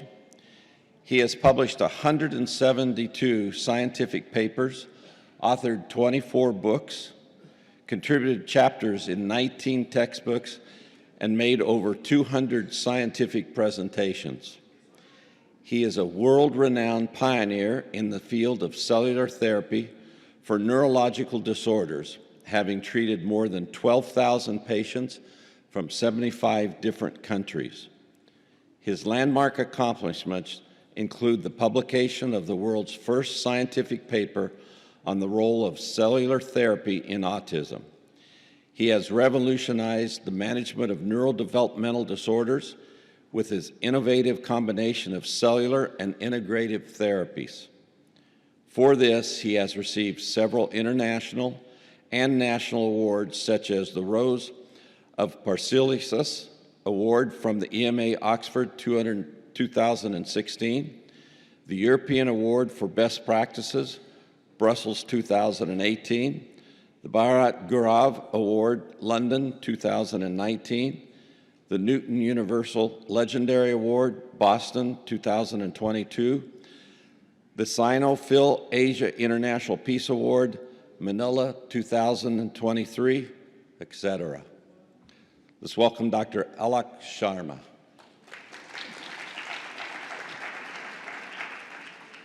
This is truly amazing.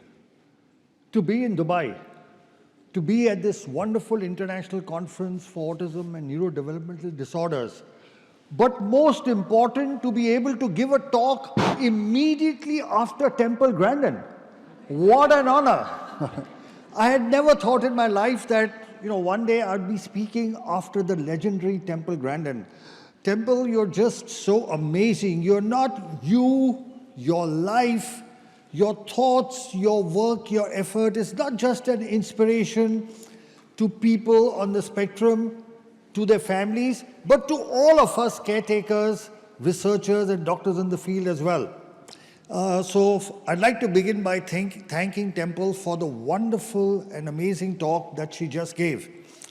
I'm going to speak on a new topic, that's regenerative medicine in autism spectrum disorders.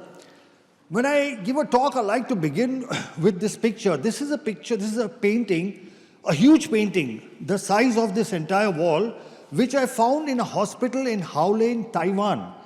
And when I entered that hospital, I asked them, why is this picture here? They said, this is a picture of Lord Buddha going into the jungle to heal.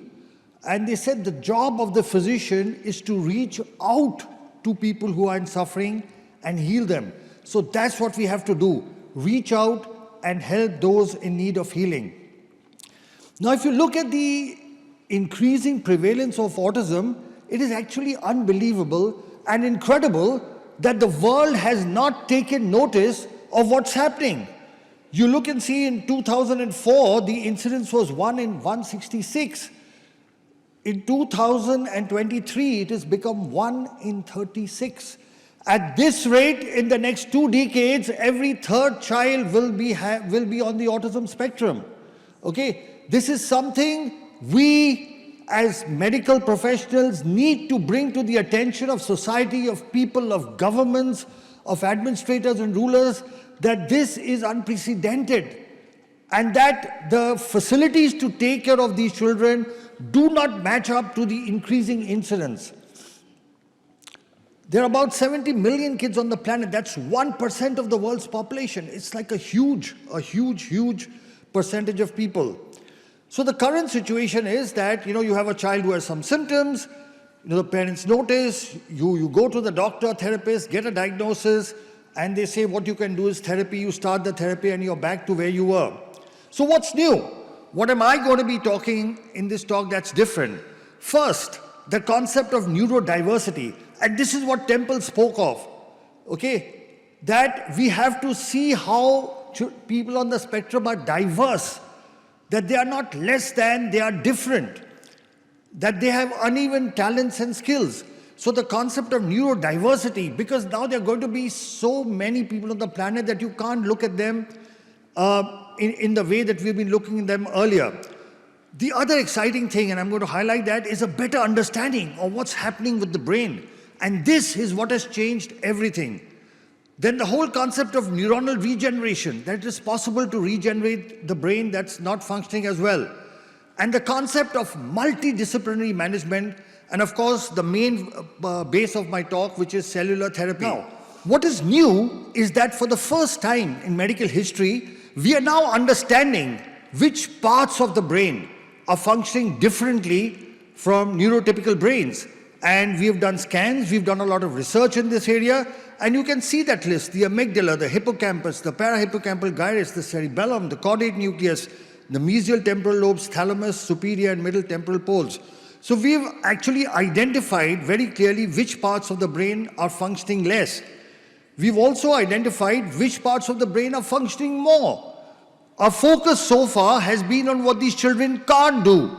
What we also need to look at, which parts of their brain actually are functioning more than what neurotypical people do. And there are actually parts in the calcarine fissure, the Heschel's gyrus, cortical frontal areas that function more. They are hypermetabolic. So we need to understand this as well. And our work has been published in a landmark paper, among the first of it, it's in published literature in the World Journal of Nuclear Medicine, where we've clearly highlighted which parts of the brain work less and which are working more. Now, what we found here, and this is the only thing that we need to give attention to, because Temple again keeps talking of early intervention. She keeps talking about early intervention, and I'm going to show you the scientific base of the need for early intervention. And that is this. If you look at this graphic, you will see that, you will see that the brain metabolism over the years keeps on declining. So what you see in light green is how the brains of neurotypical kids, the brain metabolism keeps on increasing. Whereas children on the spectrum is the light blue, you can see it keeps on declining. What does this mean? It means the earlier we treat the children, the early intervention is there, the better results, because the later you treat them, the hypermetabolism is actually increased. So the old thinking was that once the brain is damaged, you cannot regenerate it. And the new thinking is it's possible to regenerate the brain through cellular replacement and repair. The other thing that has changed in autism is the concept of multidisciplinary management.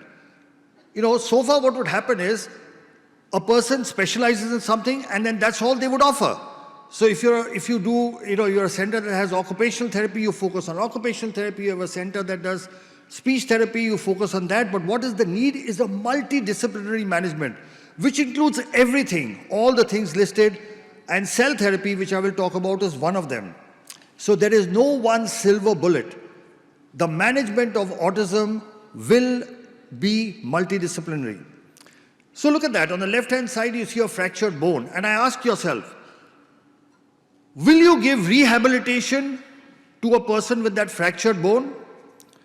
Would anybody give physiotherapy on a broken bone? Now look at the left. You go to an orthopedic surgeon, you get it fixed, don't you? And now you give rehabilitation. But in autism, we do exactly the opposite.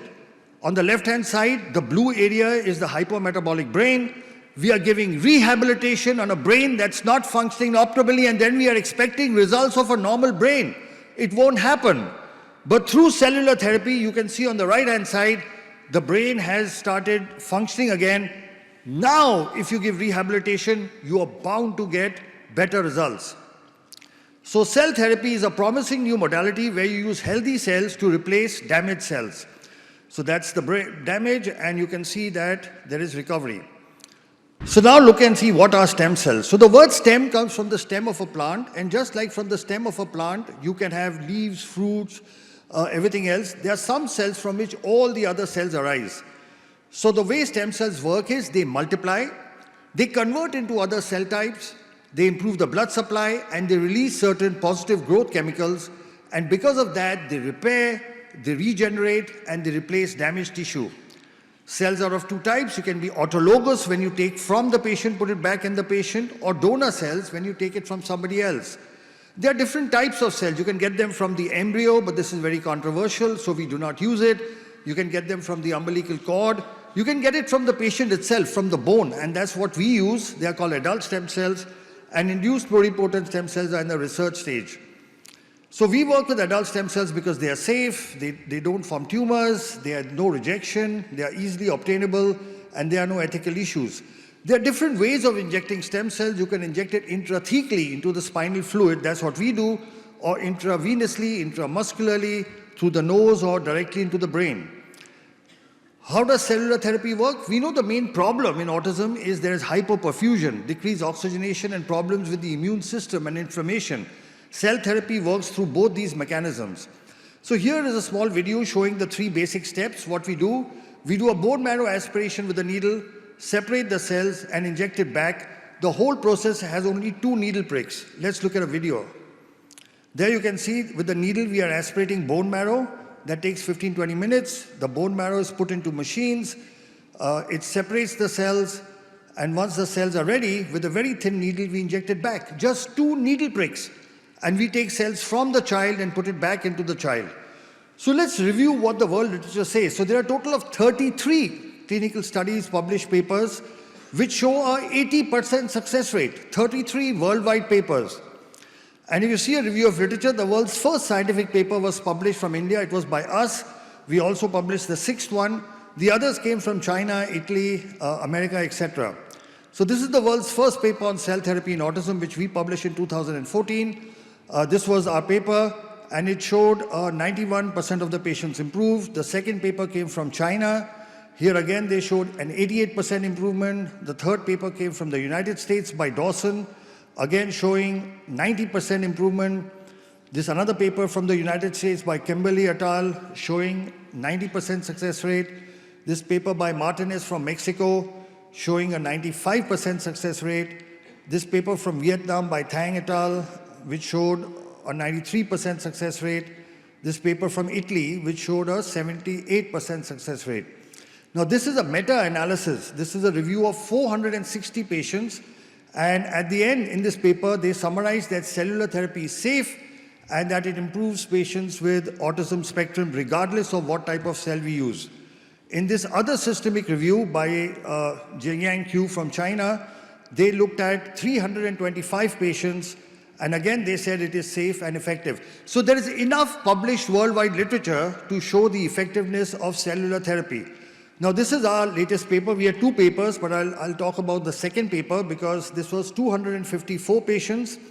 We use autologous bone marrow mononuclear cells. You can see the improvement in the various symptoms, in almost all the symptoms, whether it is social interaction, eye contact, attention, stereotypical behavior, aggressiveness, hyperactivity, self-injurious behavior, sitting tolerance, command following, speech, communication, all these you can see above is the percentage of improvement. And we have scales called ICAN and CARS, and you can see that there was a significant improvement, 94% and 95% in these scales. Now here's something interesting. The results depended on age. So those kids who were less than 5 years, we had a 97% success rate. Between 5 to 10, it reduced to 94. Between 10 to 15, 94 again, and 15 and above, it was 91. So the earlier we intervene, the better results we are likely to get. Here again, you can see on CARS scale, again, 98, 95, 90, 91. So you can see that age affects the outcome. Now, what was the objective proof? Because one is clinical improvement. So in our study, we actually showed objective improvement. So above, this is a PET CT scan where the blue areas are the hypometabolic areas, the areas that are functioning less than normal. So you can see above all the blue. Now this is done on a Siemens machine. Below, you see 6 months later, and you can see the hypometabolic areas are gone. So this is objective proof. I'm just showing you 1 or 2 scans, but we have almost 3,000 such scans before and after that show that the brain damage, the parts of the brain that are not functioning appropriately in autism, they can be repaired. And this is proof of that. So this is on a Siemens machine, and this is on a GE machine. Again, you can see the cerebellum, blue area, hypometabolic, and below you can see that it has improved. So on 2 different sets of machines, Siemens machine and General Electric machines, both show before and after improvement. We have a total of 6 scientific publications in the results of cell therapy in autism. And now international books, medical books are introducing chapters. So in this book on recent advances in autism, there is a chapter, Stem Cell Therapy in Autism Spectrum Disorders, and they've asked us to write the chapter. So we've written the chapter for this book. Now this is data, what I showed you earlier was published. This data of 1,000 patients has been sent for publication. But just to give you an outcome, this is 1,010 patients. And again, you can see more or less similar symptomatic improvements. Again, the ISA and CAR scales, good improvement. Individual domains of ISA. And age-wise, again, you can see the same thing. Below 5 years, 89% improvement. Above 15 years, it dropped to 80%. And this is the analysis. You can see above the blue areas, the damaged areas, and below, after cell therapy, you can see that the brain has got activated. You can again see above and below. So complications. So we've had no major complications. There has been no neurological deterioration, no infection. However, one major concern is that 3% of our patients develop increased incidence of epilepsy when they already had epilepsy in the past. 10% of the patients get a spinal headache which lasts for 1 or 2 days immediately after the procedure, and there was some nausea, vomiting, local pain, etc. Now we've published this as a separate paper. People normally like to hide their adverse events. We've published a paper saying that seizures may happen as an adverse event because there is no treatment which does not have adverse events. But if you know it, you can actually manage it. So we've published this as well. Now I'll just show you a couple of videos. Just if you have little time, so yeah, we have some time. So I'll show you a couple of videos. There are 3 sets of patients from 3 continents. This is a child from America. Father was a cardiologist, mother is a nurse, and he's improved so much. Today, this kid is not only completely off the spectrum, this video is a little old, but he's topping in school and he's doing wonderfully well.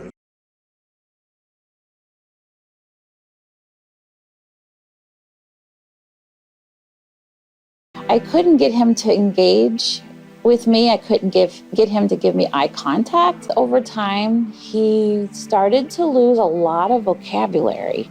Right around 18 months to the age of 2 years, he just slid backwards.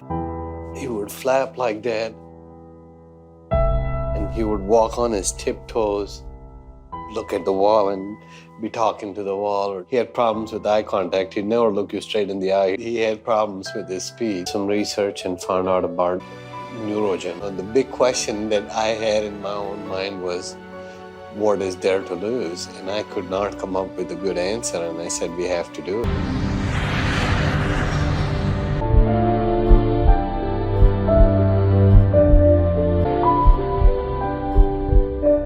We started seeing better eye contact, definitely a difference in his engagement with us, with his sibling, his mood. He was so much calmer. Now he's all about taking his own shower. I have to just prompt him to get out, but he'll wash himself and he'll put his clothes on. Saw the PET scan images.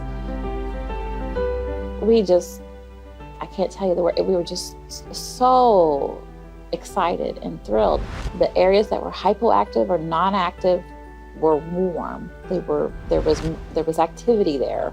Ganesh has gone from the 3rd grade, 4th month reading level to a 7th grade, 1st month reading level in 5 months.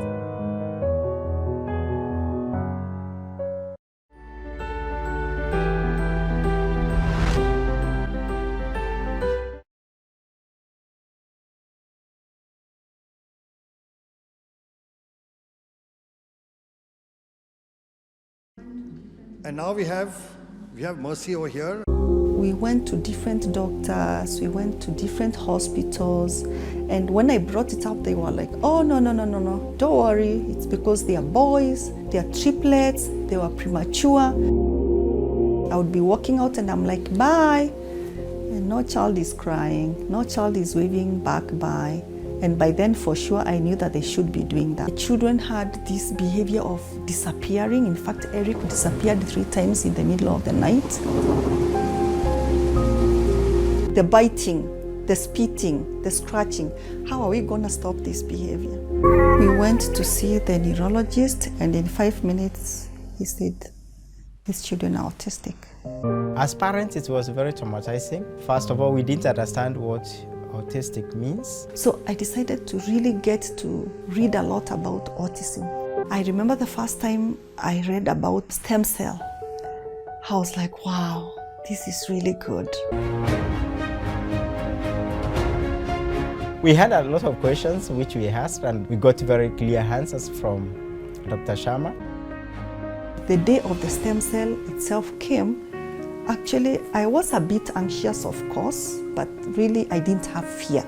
A bit of apprehension, anxiety, of course, as a mother, but I knew they're in good hands. We put a needle in this pelvic bone, and then we take out the bone marrow, which is the fluid inside the bone. The pure stem cells, once they are ready, a thin needle is inserted into the lower back. We inject the stem cells into the cerebrospinal fluid. It flows all the way up to the brain. Things that would have taken probably years to be accomplished in my sons, in like 8 months' time, we've really been able to come very far. Just with water. They used to defecate on their clothes, but now they can use the toilet. We've seen a lot of improvement in terms of spitting. The tantrums have reduced. Sleeping used to be a problem before, but at the moment, he is taken to his bed. It takes a few minutes and he is asleep. You see my son's cycle. You try to make them understand what it is to pedal, and they couldn't. But after stem cell, when we arrived in Kenya the following day, and we went out, and these guys could cycle.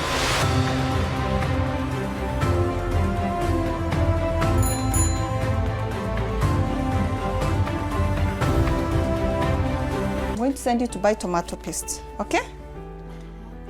I'm going to send you to buy what? Tomato paste. In the shop. Where is the shop? It's here. Okay. So I'm going to give you... Money. For what? To buy tomato lollipop. I'm going to wear my shoes. That's right.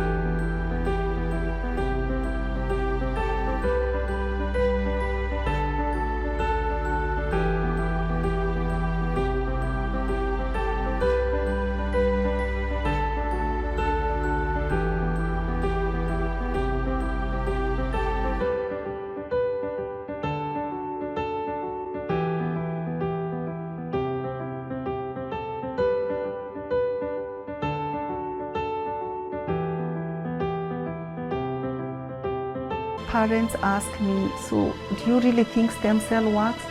And I'm like,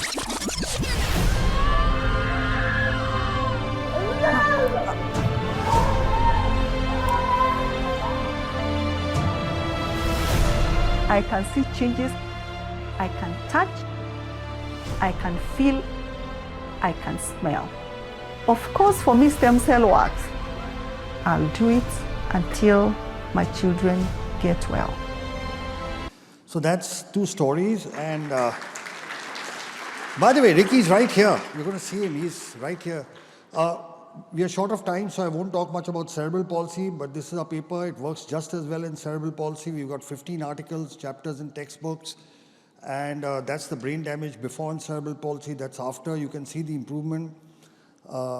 Then in intellectual disability, it works as well. We have the world's first scientific paper. We've treated more than 12,000 patients from 75 countries, total of 106 papers and 16 books.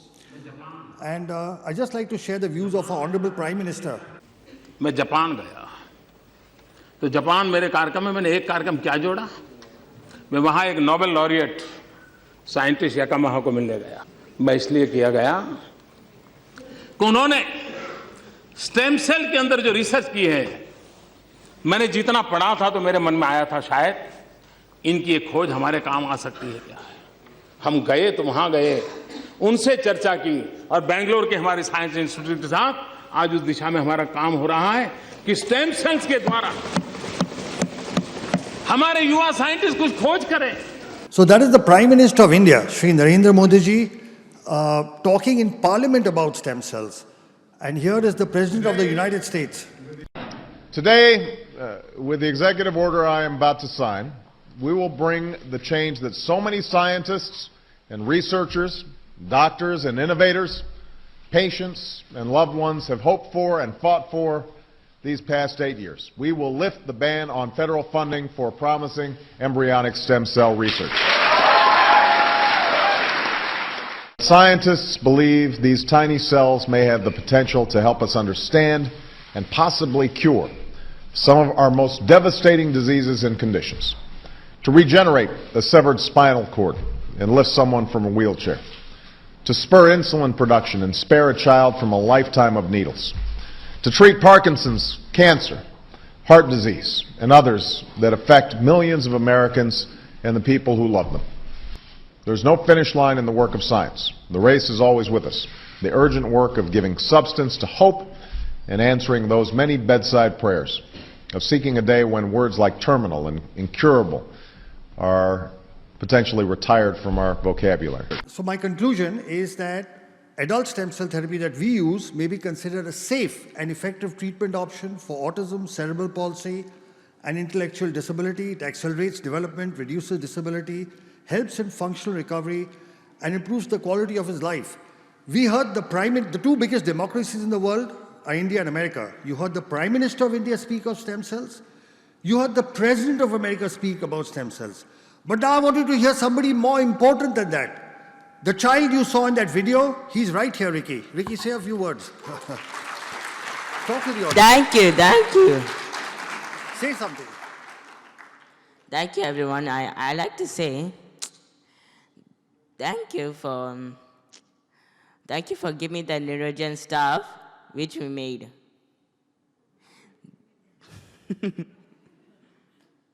This child could not speak. This child could not go to school. Today he's standing in front of you and giving a speech. Let's give him a big hand. Thank you. Thank you, Ricky. Come. Thank you, everybody. Thank you, everybody.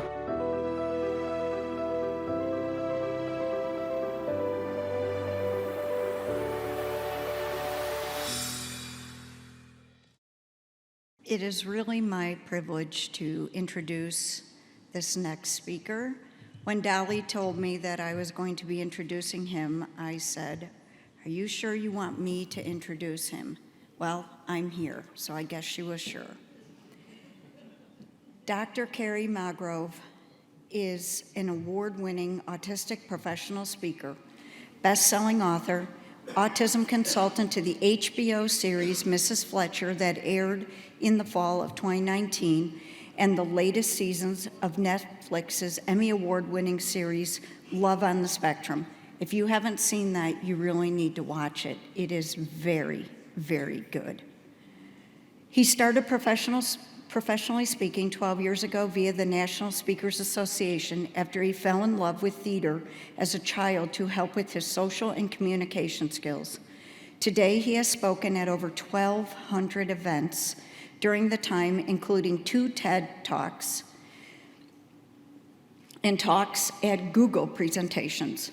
In addition, Kerry is CEO and president of KFM Making a Difference, a nonprofit organization that hosts inclusion events and has provided 100 scholarships for students with autism for college and counting since 2011. In his spare time, which I'm not sure how he has, he hosts a Facebook page called Kerry's Autism Journey that now has 218,000 Facebook followers, where he does on-camera interviews highlighting people impacted by a diagnosis to break down barriers in our community. His videos have been produced and have been watched over 35 million times. Kerry's best-selling books, Defining Autism from the Heart and Autism and Falling in Love, I Will Light It Up Blue, and his latest, Autistics on Autism, have reached the Amazon bestseller list for special needs parenting. Kerry regularly speaks with schools, companies, government organizations, and is always open to discussing potential future collaborations. He is based in Hoboken, New Jersey. Let's give him a really big applause.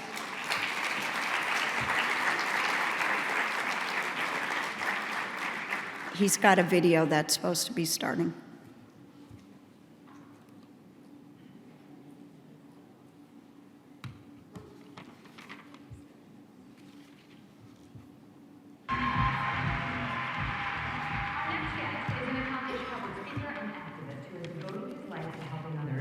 Not bad for a guy who was completely nonverbal for the first few years of his life.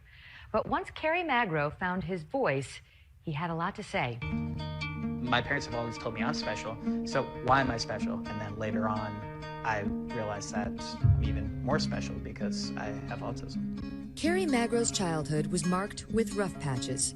He was completely nonverbal at age 2 and diagnosed with autism at age 4.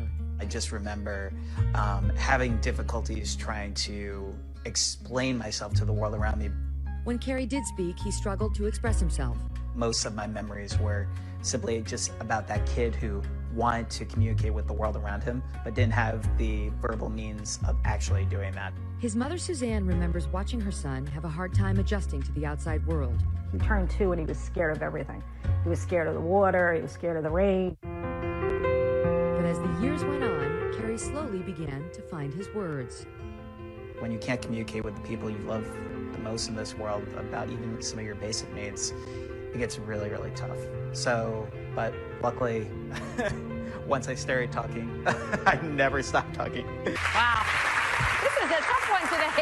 Cindy Hsu introduces us to an autistic man who's spreading awareness and understanding throughout the world. And his latest way of educating people about autism is by making TikTok videos.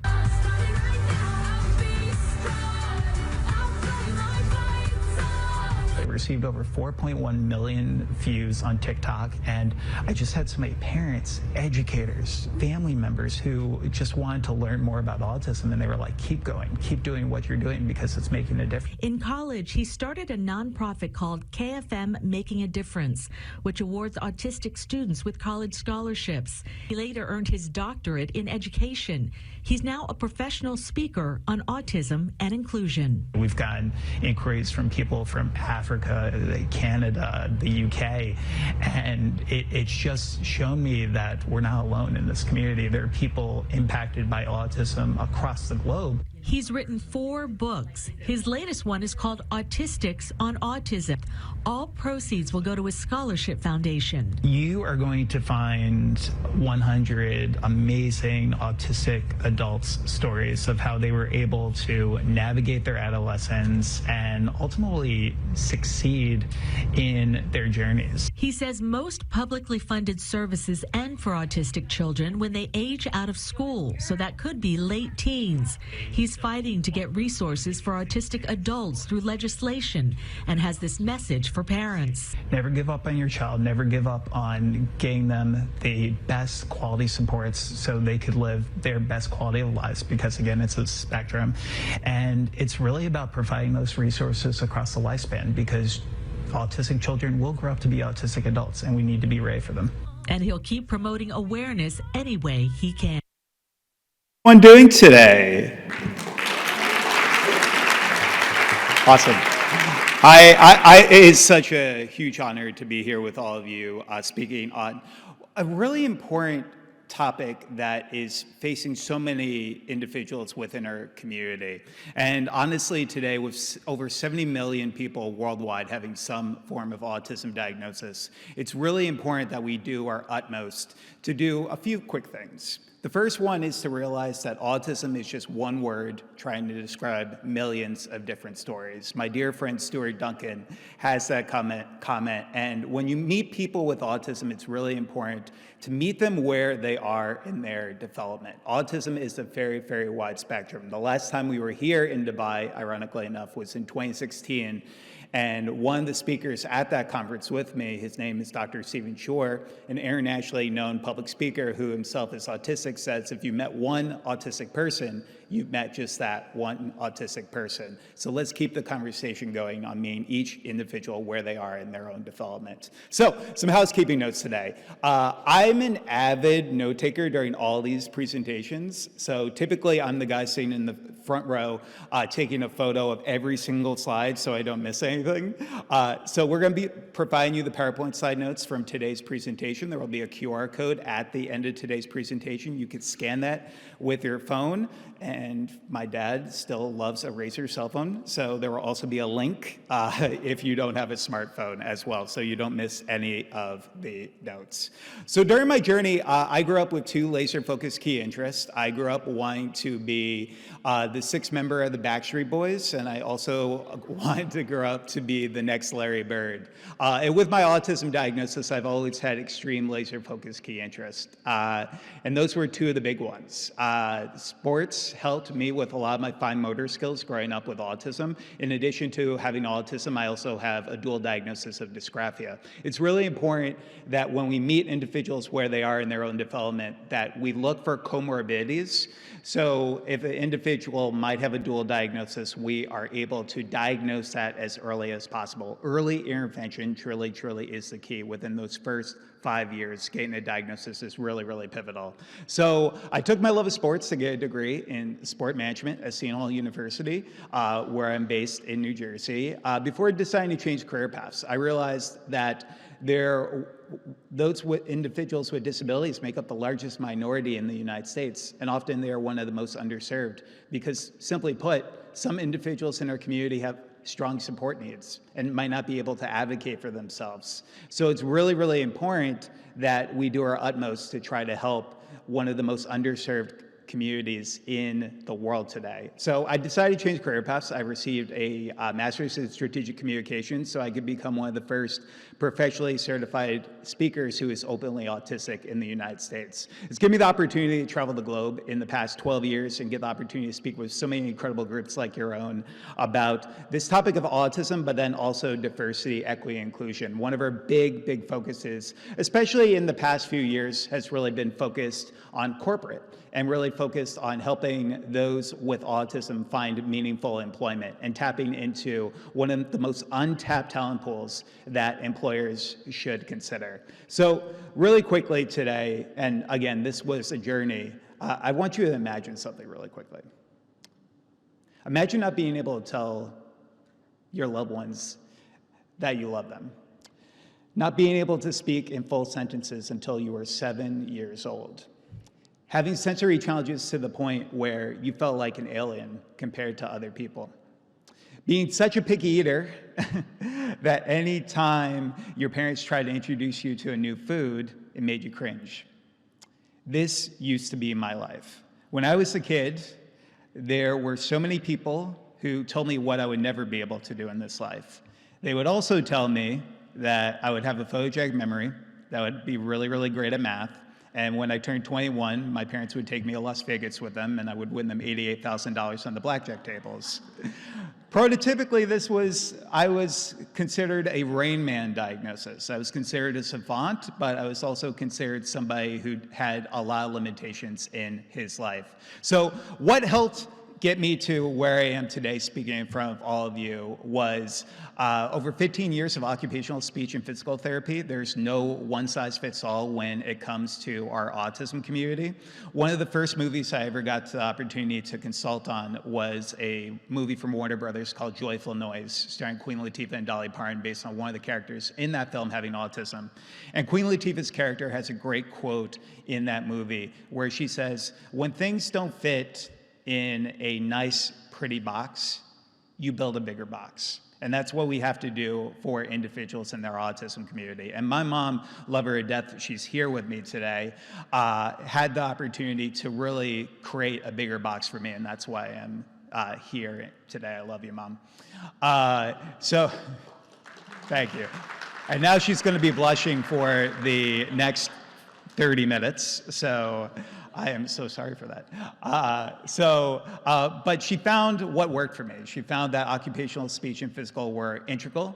Using my key interest of being the sixth member of the Backstreet Boys to find music and theater therapy as an integral way of helping me with my sensory processing challenges. Also including reward systems and token systems as a way of helping me build on my self-motivation, especially when I was initially diagnosed with autism when I was 4 years old. And then also positive reinforcement practices. Telling our kids what they are good at the beginning of each day can really help provide a positive mindset for them in their academics every single day, but also their lives as well. And then also self-advocacy. It's so important in our society that we teach our kids about their diagnoses at earlier ages, because I grew up knowing I was special, but not knowing what that meant.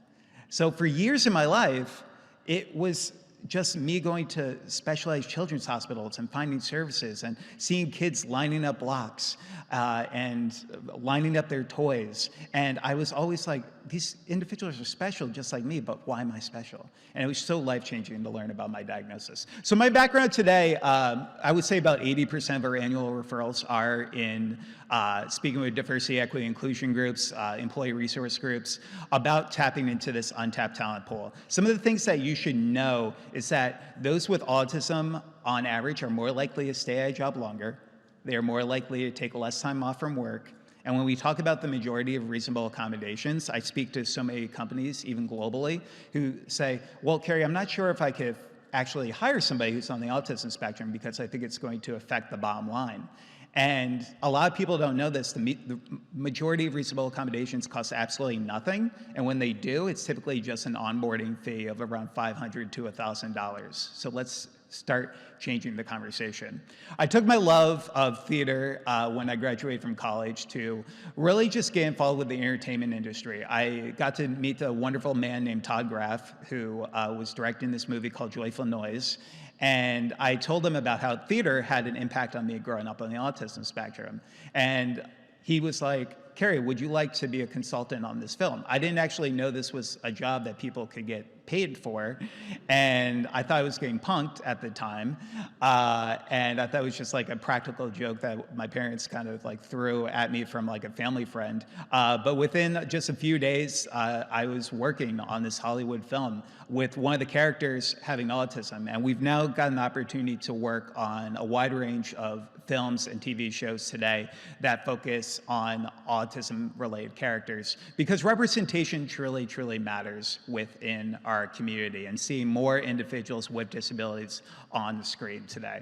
I took my love of trying to support the disability community to start a 501c3 nonprofit organization called KFM Making a Difference, where we provide not only peer mentoring for individuals with developmental disabilities from the ages of 16 to 24, but we also provide 130 scholarships for autistic students to pursue a post-secondary education in the past 9 years. And 100% of our 100 of our scholarship applicants actually wrote a chapter for our book, Autistics on Autism, where 100% of the proceeds from this book that came out last year go directly back to support our nonprofit organization.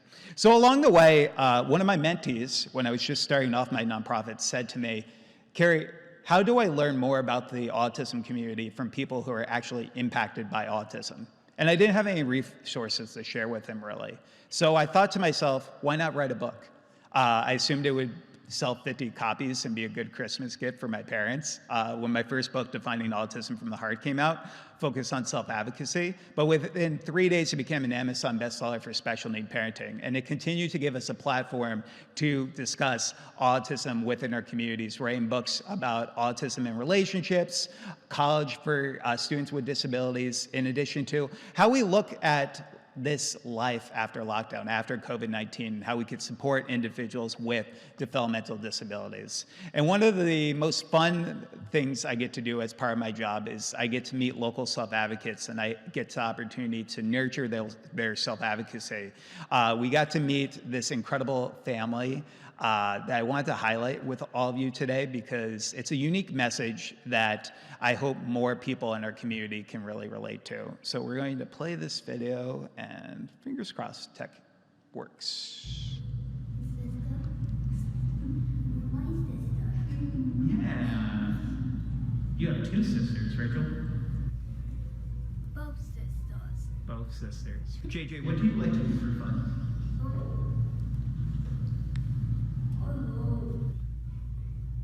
Chicken on movies. TV shows. His personality is amazing. He's so funny. He doesn't even know it. Like, he doesn't know how funny he is, which makes it better.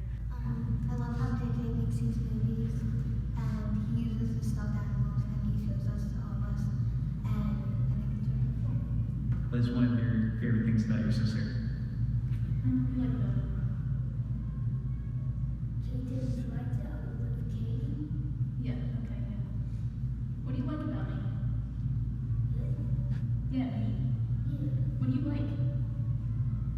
Television. Okay. How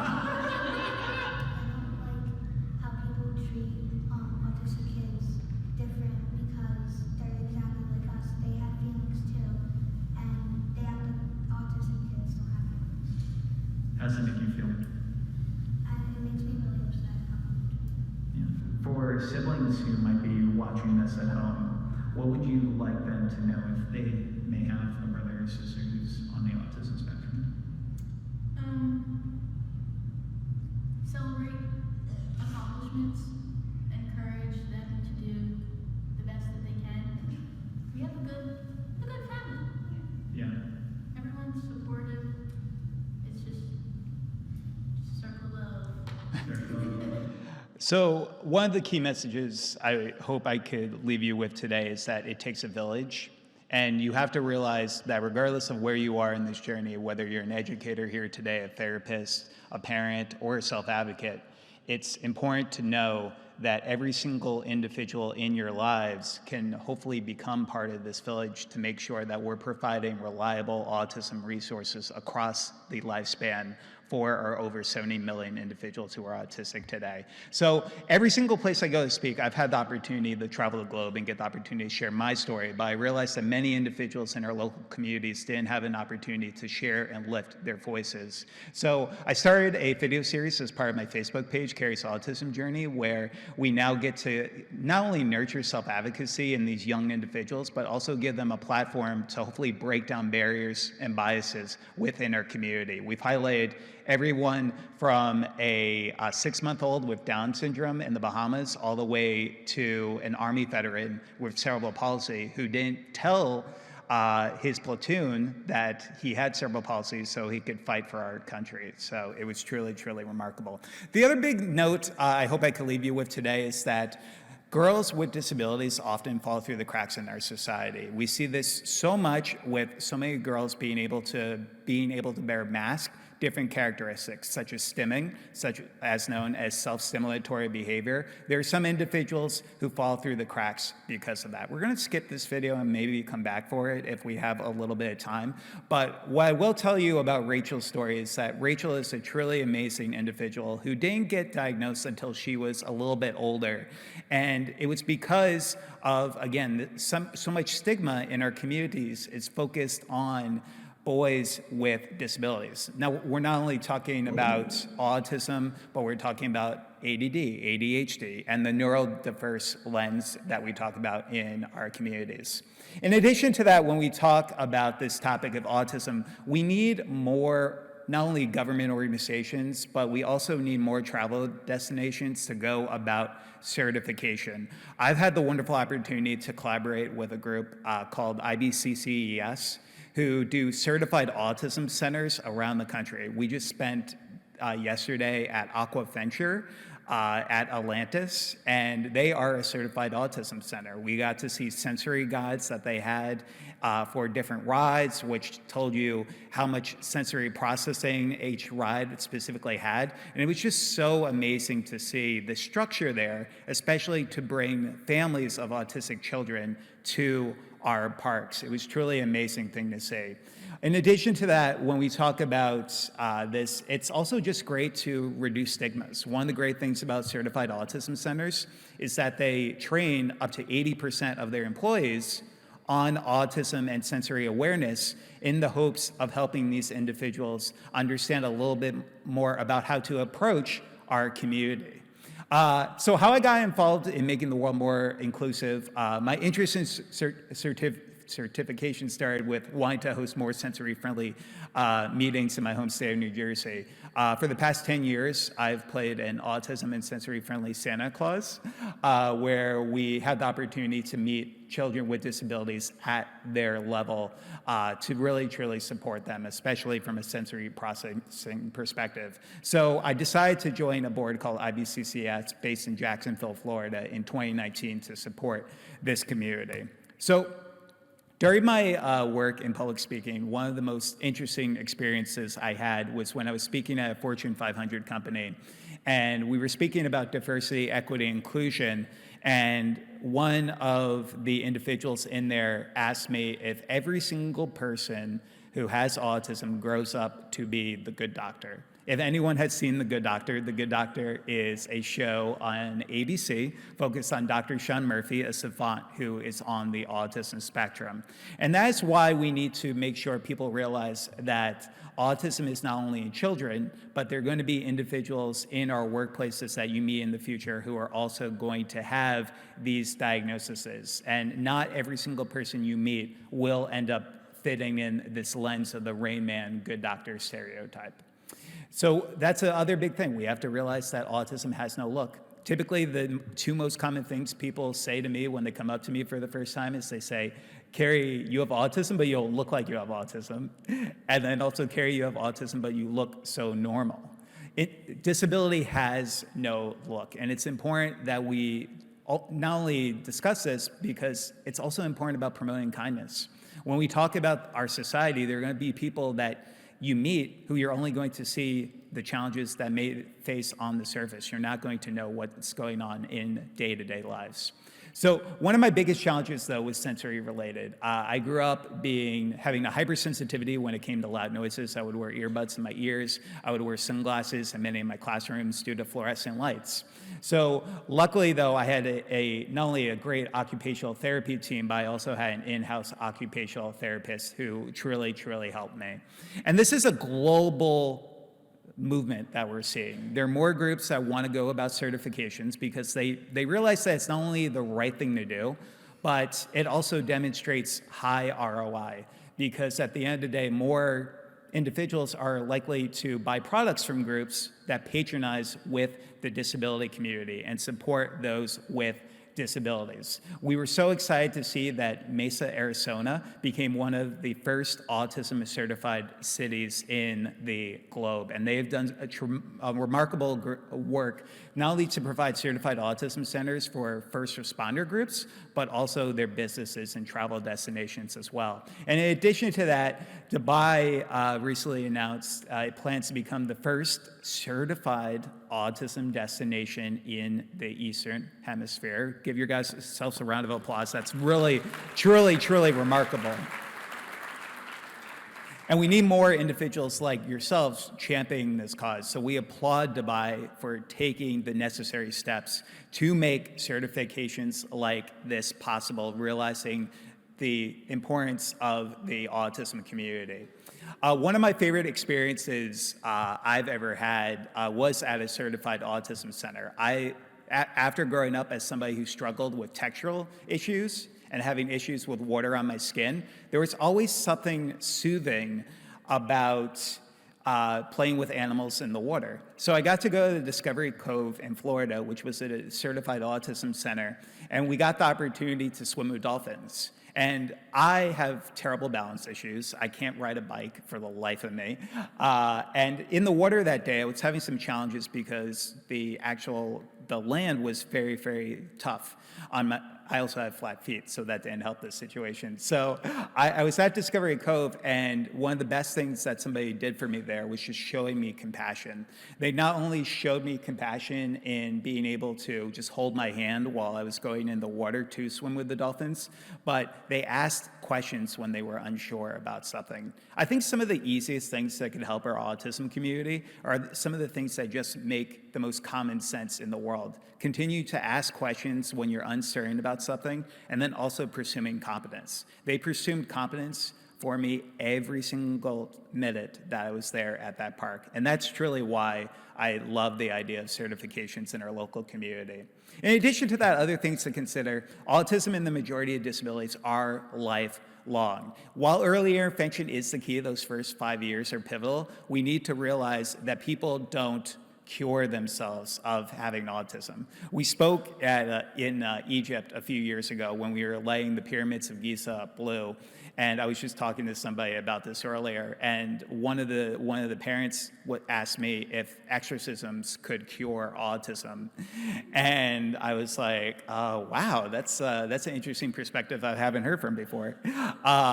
It just goes to show that the education truly needs to be there in more of our local communities, because if you don't have that personal connection, and just by a show of hands really quickly today, how many of you know of somebody who's on the autism spectrum? And if you feel comfortable, how many of you have a sibling or a family member who's on the autism spectrum? Okay. And if you feel comfortable enough, how many self-advocates are here today? Yeah, we have quite a few. It takes a village, and using your voice can truly make such an important change within our community. Another key message I hope I can leave you with today: if it isn't written down, it didn't not happen. Documentation is so important, especially when we look in 2023. Hearsay is something we really can't get behind anymore. We need to make sure that we're not only documenting in our workplaces, but also for our kids. I think it's important for every therapist and educator to have a journal where they can document for their child, look at short and long-term goals that they have for the individuals, but also helping the parents understand about their developmental milestones as well. And I truly believe this message right here. I think schools should truly have a mandatory class that you get credit for, where you learn more about people with diagnoses. Imagine students getting just a little education on autism, ADHD, Down syndrome, dyslexia, cerebral palsy. It could make a huge impact on understanding and acceptance. I truly believe that in that message. And that's why many individuals in our local communities are pivoting our conversations. April is also known to many of us as Autism Awareness Month, but many individuals in our community are pivoting it to Autism Awareness and Acceptance Month, realizing that it's not enough to just be aware about autism, but how can we be inclusive? So these are some great ways that we can be inclusive in our education setting today. One of the biggest things I say is that finding an individual and understanding what type of learner they are, whether they're a visual learner, whether they're an auditory learner, or whether they're a kinetic learner, where they learn by movement and moving around. Being able to, again, meet every single individual where they are. Being concise, giving choices, also considering visual timers as a way of helping individuals with transitions. Educate on stimming and flapping. For example, I've been stimming this entire time. Every single time I've moved my hand like this is a stim. And for everyone here in this room, every single one of you stim. Whenever you've rocked back and forth in a chair during a long meeting, that's a stim. Stimming and flapping can look vastly different. Some are going to be arm movements, twirling around in circles, while some of it is just like me, just rubbing my hands and doing this every now and then. And for so many individuals, if you see that happening, don't stop the stim, especially if it's not injurious to them or people in their local community. Also, in addition to that, in our school systems, we really need to focus on the parent-teacher collaboration. But in addition to that, we also need to realize that mental health is a true priority. We need to defeat stigmas that see autism as a mental health disorder, but we do need to realize that some people with autism have mental health-related challenges and comorbidities. So connecting on people on a personal level, but also researching social emotional learning as well can be really beneficial.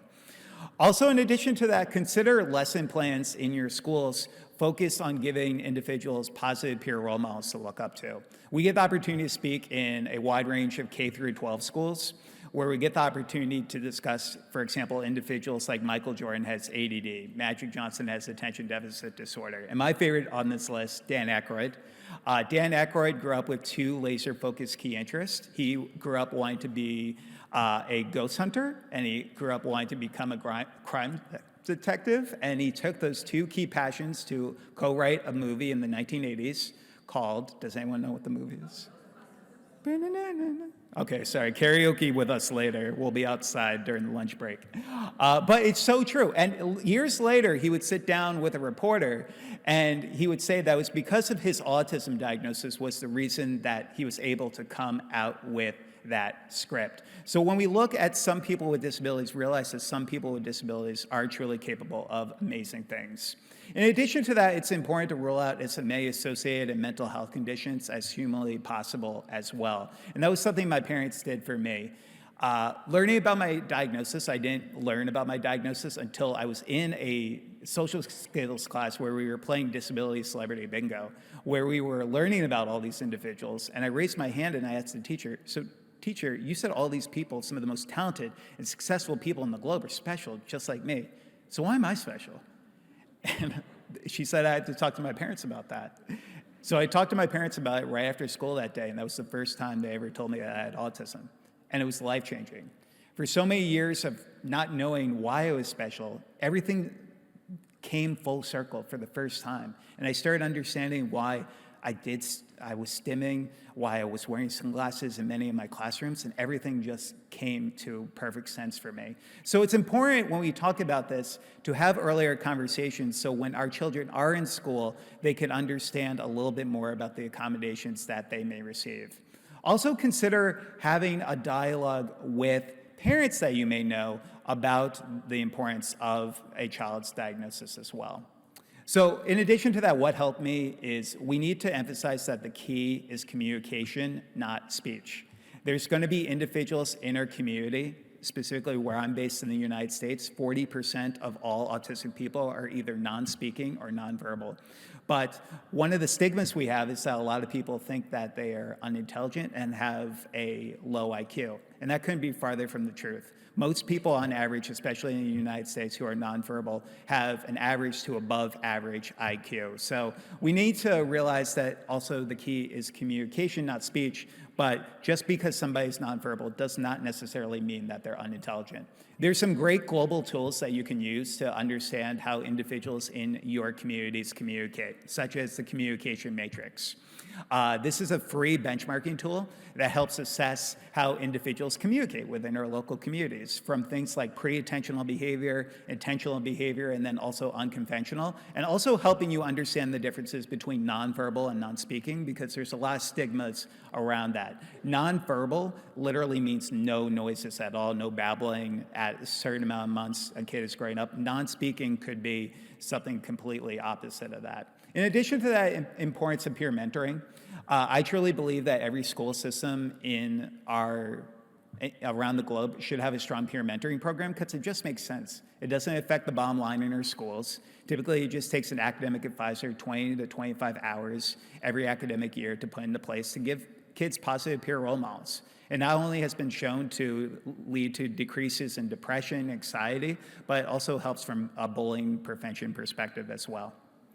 And then social connections can lead to academic success. We need to educate our schools about the importance of providing more elective opportunities, but also more unified classrooms as well, helping individuals with and without disabilities be able to interact, not only to become more inclusive overall, but to help them have those social connections, because a little awareness can truly go a long way. And then also considering educating around universal design for learning. Lecture style is truly dying in many of our communities. So the importance of getting individuals out of their seat and engaging with them is really important. Hey, Mama Mags, how am I doing on time?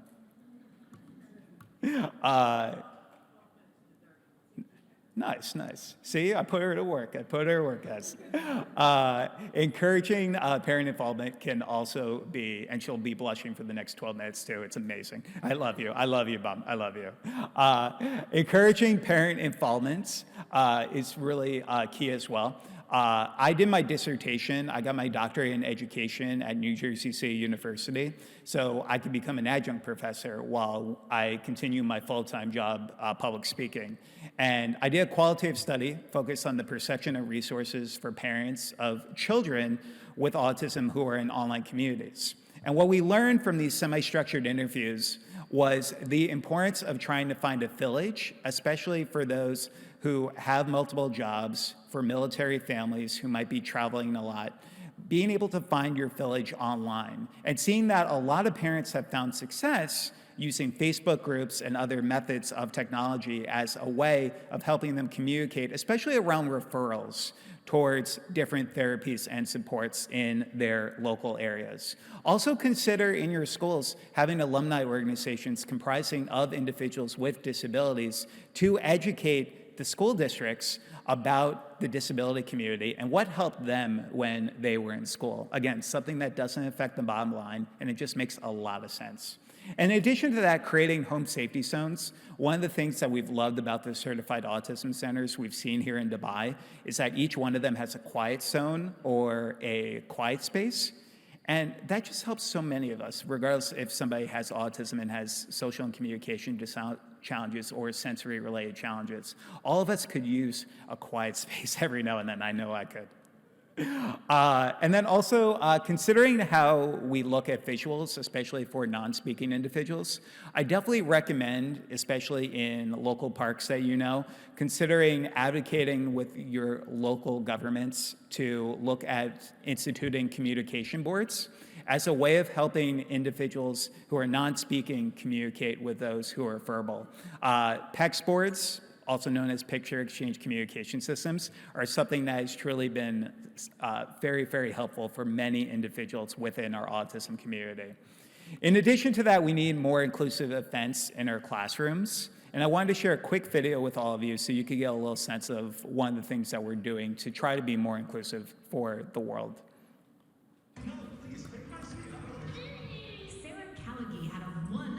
Meeting with Santa. The 8-year-old has autism and is nonverbal.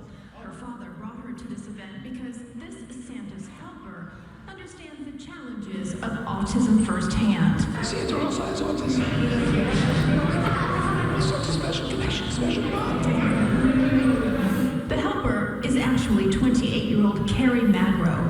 Diagnosed at 4, his sensory challenges prevented him from visiting Santa as a child. He created this event so others like him don't miss miss out. This event is more inclusive because we dim the lights, we turn down the sound and try to help them as much as we can. Just does a great job. It just takes his time. There's no rush. Most of the elves and Mrs. Claus are occupational therapists and special education teachers. The team visited with 181 special needs families, including 4-year-old Rusty Marsh. Is this the first time you've seen Santa? Yes. Is it? Yes. And was he a nice Santa? Yes. With 1 in 68 children diagnosed with autism, Magro hopes to inspire more sensory-friendly events all year round. Autism doesn't stop in December. It doesn't stop during Christmas. I want everyone to be happy. Santa says, This is the best Christmas gift of all. This is the 3rd year of the event, and Magro's mom is one of those jolly elves. So the girl in the last slide that said, I want everybody to be happy, we're actually working on a children's book together right now that is going to be focused on autism and sensory-friendly Santa, where I believe most of the proceeds will go back to our scholarship program as well. So it's just important overall when we talk about these sensory-friendly inclusion events. It just makes sense. It gets more people out to our public areas. It also can help build attendance, especially after COVID-19, with COVID-19 hesitancy in some of our areas. If you want to learn more about how you can create a sensory-friendly inclusive event, I would definitely recommend going to this website called paautism.org. On their website, they have a one-sheet PDF where you could learn a little bit more about the sensory considerations you could put into place to make this a reality in your local area, such as being able to turn down bright lights, turn down external noises, and the other sensory considerations as well. Also realize that bullying is such a huge epidemic across the globe. When we were here in 2016 speaking at the Autism Around the World conference, we got to work with the Dubai Autism Center. And one of the key messages that we left with them was that bullying is something that's not only in school-age children. We see a lot of bullying in the workplaces today as well. So we have to realize that this could be a lasting challenge for many in our community. I didn't have the social abilities to defend myself in many cases as somebody who didn't start speaking complete sentences till I was 7. And it's really, really important that we educate our kids on what a friend is, what a bully is, and how to go about stopping bullying, especially for our verbal students. When stopping bullying happened for me completely, I realized what bullies did. So I would role play different scenarios in my classrooms with my teachers on how to stop a bullying, where if somebody said to me, "Kerry, you have autism, but you are so stupid," I would turn around and I'd be like, "Well, yeah, sometimes I do stupid things. Thank you so much for bringing that to my attention." And that literally would stop the bully from because when you don't give them the power over you, we have to realize that bullying simply is just that, an imbalance of power. And when that bully wants the power over somebody else, being able to tell the bully that regardless of what you say, you could hate my guts, I'm still gonna love you anyway, it completely stops that situation from happening. So let's continue those conversations. October is also National Bullying Prevention Month, so it has a global perspective on discussing the importance of pivoting from autism awareness to autism acceptance. There's also going to be individuals in your community who would prefer to be called an autistic individual versus a person with autism. That's really, really important to understand. There's some individuals, especially in our autism and deaf communities, who find validation in their diagnoses. So in addition to that, when you look at things like low functioning and high functioning, it's really, really important to understand that I could speak in front of a room of 300 people like today and be considered quote unquote high functioning. But people don't see the struggles that I'm probably gonna have to deal with tomorrow, recharging my batteries because of being able to speak, hearing the speakers and the loud noises going on. And during that time, I would not be considered quote unquote high functioning. So when you think about this, consider support needs, those who might have high support needs versus low support needs. And like so many of our speakers have already mentioned, just calling the individual by their name and explaining a little bit more about their strengths and associated challenges. So finally, the 10 things that really helped me get to where I am today speaking in front of all of you. The first thing is that we need to make sure that we're providing positive peer role models, that we're focused on the transition period as well. Our autistic kids will become autistic adults, and we need to be ready for them. I've given 2 TED Talks that are available to check out on YouTube, focused on adult autism, where we discuss this in more detail. Role-playing, it just helps everyone. It helps build a structure, not only in terms of mock interviews, dating scenarios, but also helping build on social skills as well. Servant leadership, I had so much mind blindness growing up, and I thought it was my way or the highway most of the time, and I didn't understand the perspectives of others. And getting involved in community service helped open my eyes to some of the hardships that individuals face in their communities. I think that our students should have just 10 hours of community service every academic year to understand more about the perspectives of others in their community. Learning from other self-advocates, you obviously got to hear from Dr. Temple Grandin. She is phenomenal this morning. But continuing to promote self-advocates to give individuals an opportunity to look up to somebody. Peer mentoring, it just makes sense. Every school should have them. Before COVID-19, we were giving staff development for 350 educators in Las Vegas. And we asked them, how many of you have a strong peer mentoring program in your school? And only 3 out of the 350 raised their hands. And I was stunned. This doesn't affect the bottom line, and it's just the right thing to do. Like Queen Latifah's character says, create a bigger box. So when it comes to therapy, you have to meet each individual where they are. But I've seen positive benefits of cognitive behavioral therapy as a way of helping individuals go towards positive thoughts who might have negative thoughts and challenging behaviors. Self-reflection, I think, again, documentation is key for all the educators in the room. But in addition to that, it just helps build on self-awareness for individuals, especially those who are just learning about their diagnosis. Physical activity, as we learn more about the brain, we're also realizing that just 30 minutes of walking a day has benefits on short-term and long-term retention, while also helping with positive endorphins. Also, finding support networks. ICAN is a tremendous, tremendous resource. I hope all of you go to their website after this presentation today and really gain the resources, get their ebook, because they're truly making a difference. And then also writing a blog, because your voice has true power within our community, and it's upon all of us. If I could leave you with any final message, is I hope you can be brave. I grew up being the kid who never wanted to tell anybody about my autism diagnosis because I was worried how everybody would feel when they heard that I had autism for the first time. And now today I go into the companies and they say to me, Kerry, I want to do professional development on autism, and I want to have you speak in my conferences, but I'm not brave enough to kind of talk about autism because it's such a sensitive topic. And with the numbers continuing to increase, not only where I'm from in the US, where it's 1 in 36, but globally, I want every single one of you in this room to be brave, because it's about our community and it's about supporting these individuals across the lifespan. So I like to say that autism can't define me, and I define autism. And I can only hope that regardless of any single journey that any of you have in this life, that you can go out there and you can define your lives and your journeys in the way that you best see it every single day. And if you need any help getting started in these conversations, please stay in touch. Thank you all so much for having me here today.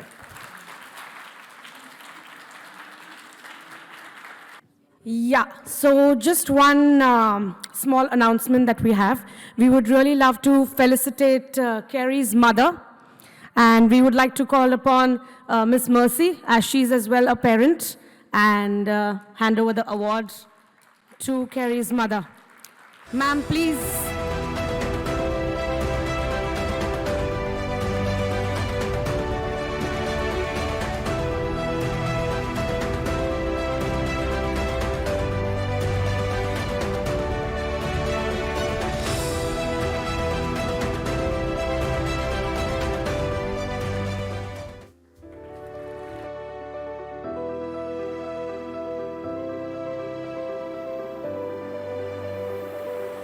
Now, it's a true honor to call Dr. Nadia Al-Saig on stage. She's our chief guest. Please, all of you all, a big round of applause for ma'am. She's the founder and director general of Senses Residential and Daycare for Special Needs. We would really like to felicitate ma'am as Census has been the strategic partner for ICAN.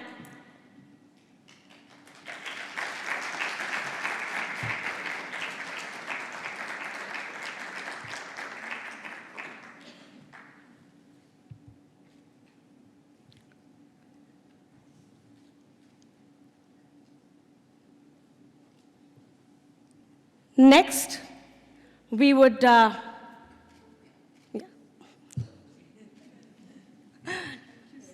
social media. Yeah.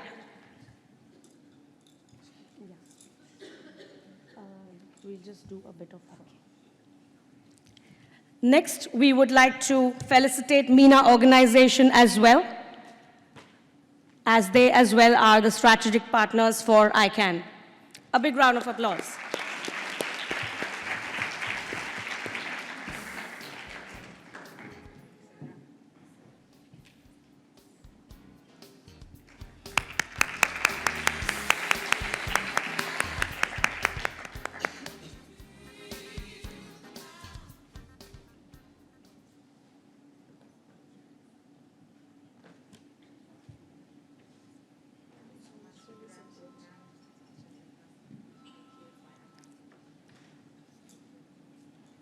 Thank you so much. And now we would like to felicitate Farhan Shahid, who is from Census and has been helping us with the entire organization of ICAN.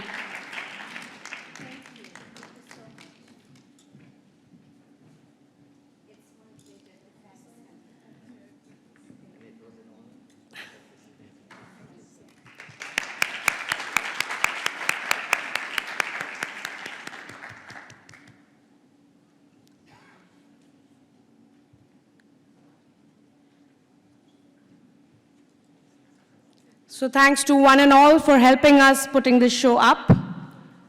Okay, now I would like to invite Dr. Nadia to say a few words.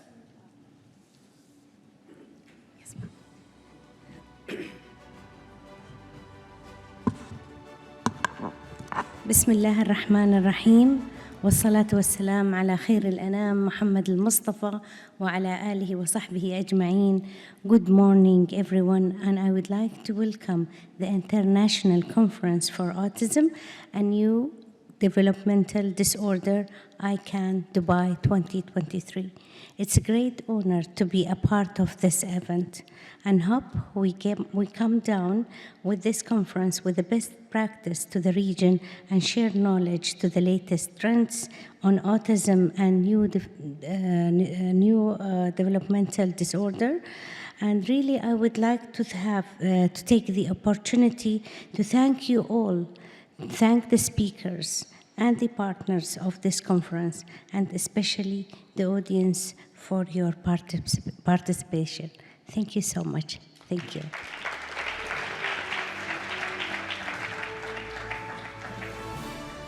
So now we will be inaugurating our book, Treatments for Autism.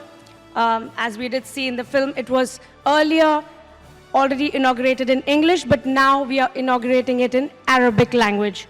So ma'am would do the honors.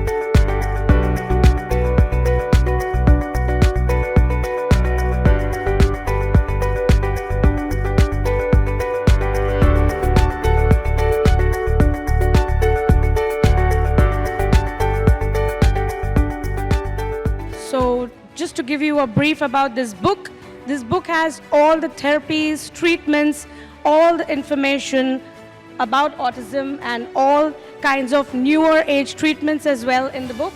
You can have a copy online on our website. You can request for that, as well as we have English books that are available. So you can just send us an email on our website. Just log on to www.autismconnect.com and you can just subscribe for the book and you will be able to get one. Thank you so much, everyone. I would really, really, really be very thankful to all of you. Thank you so much.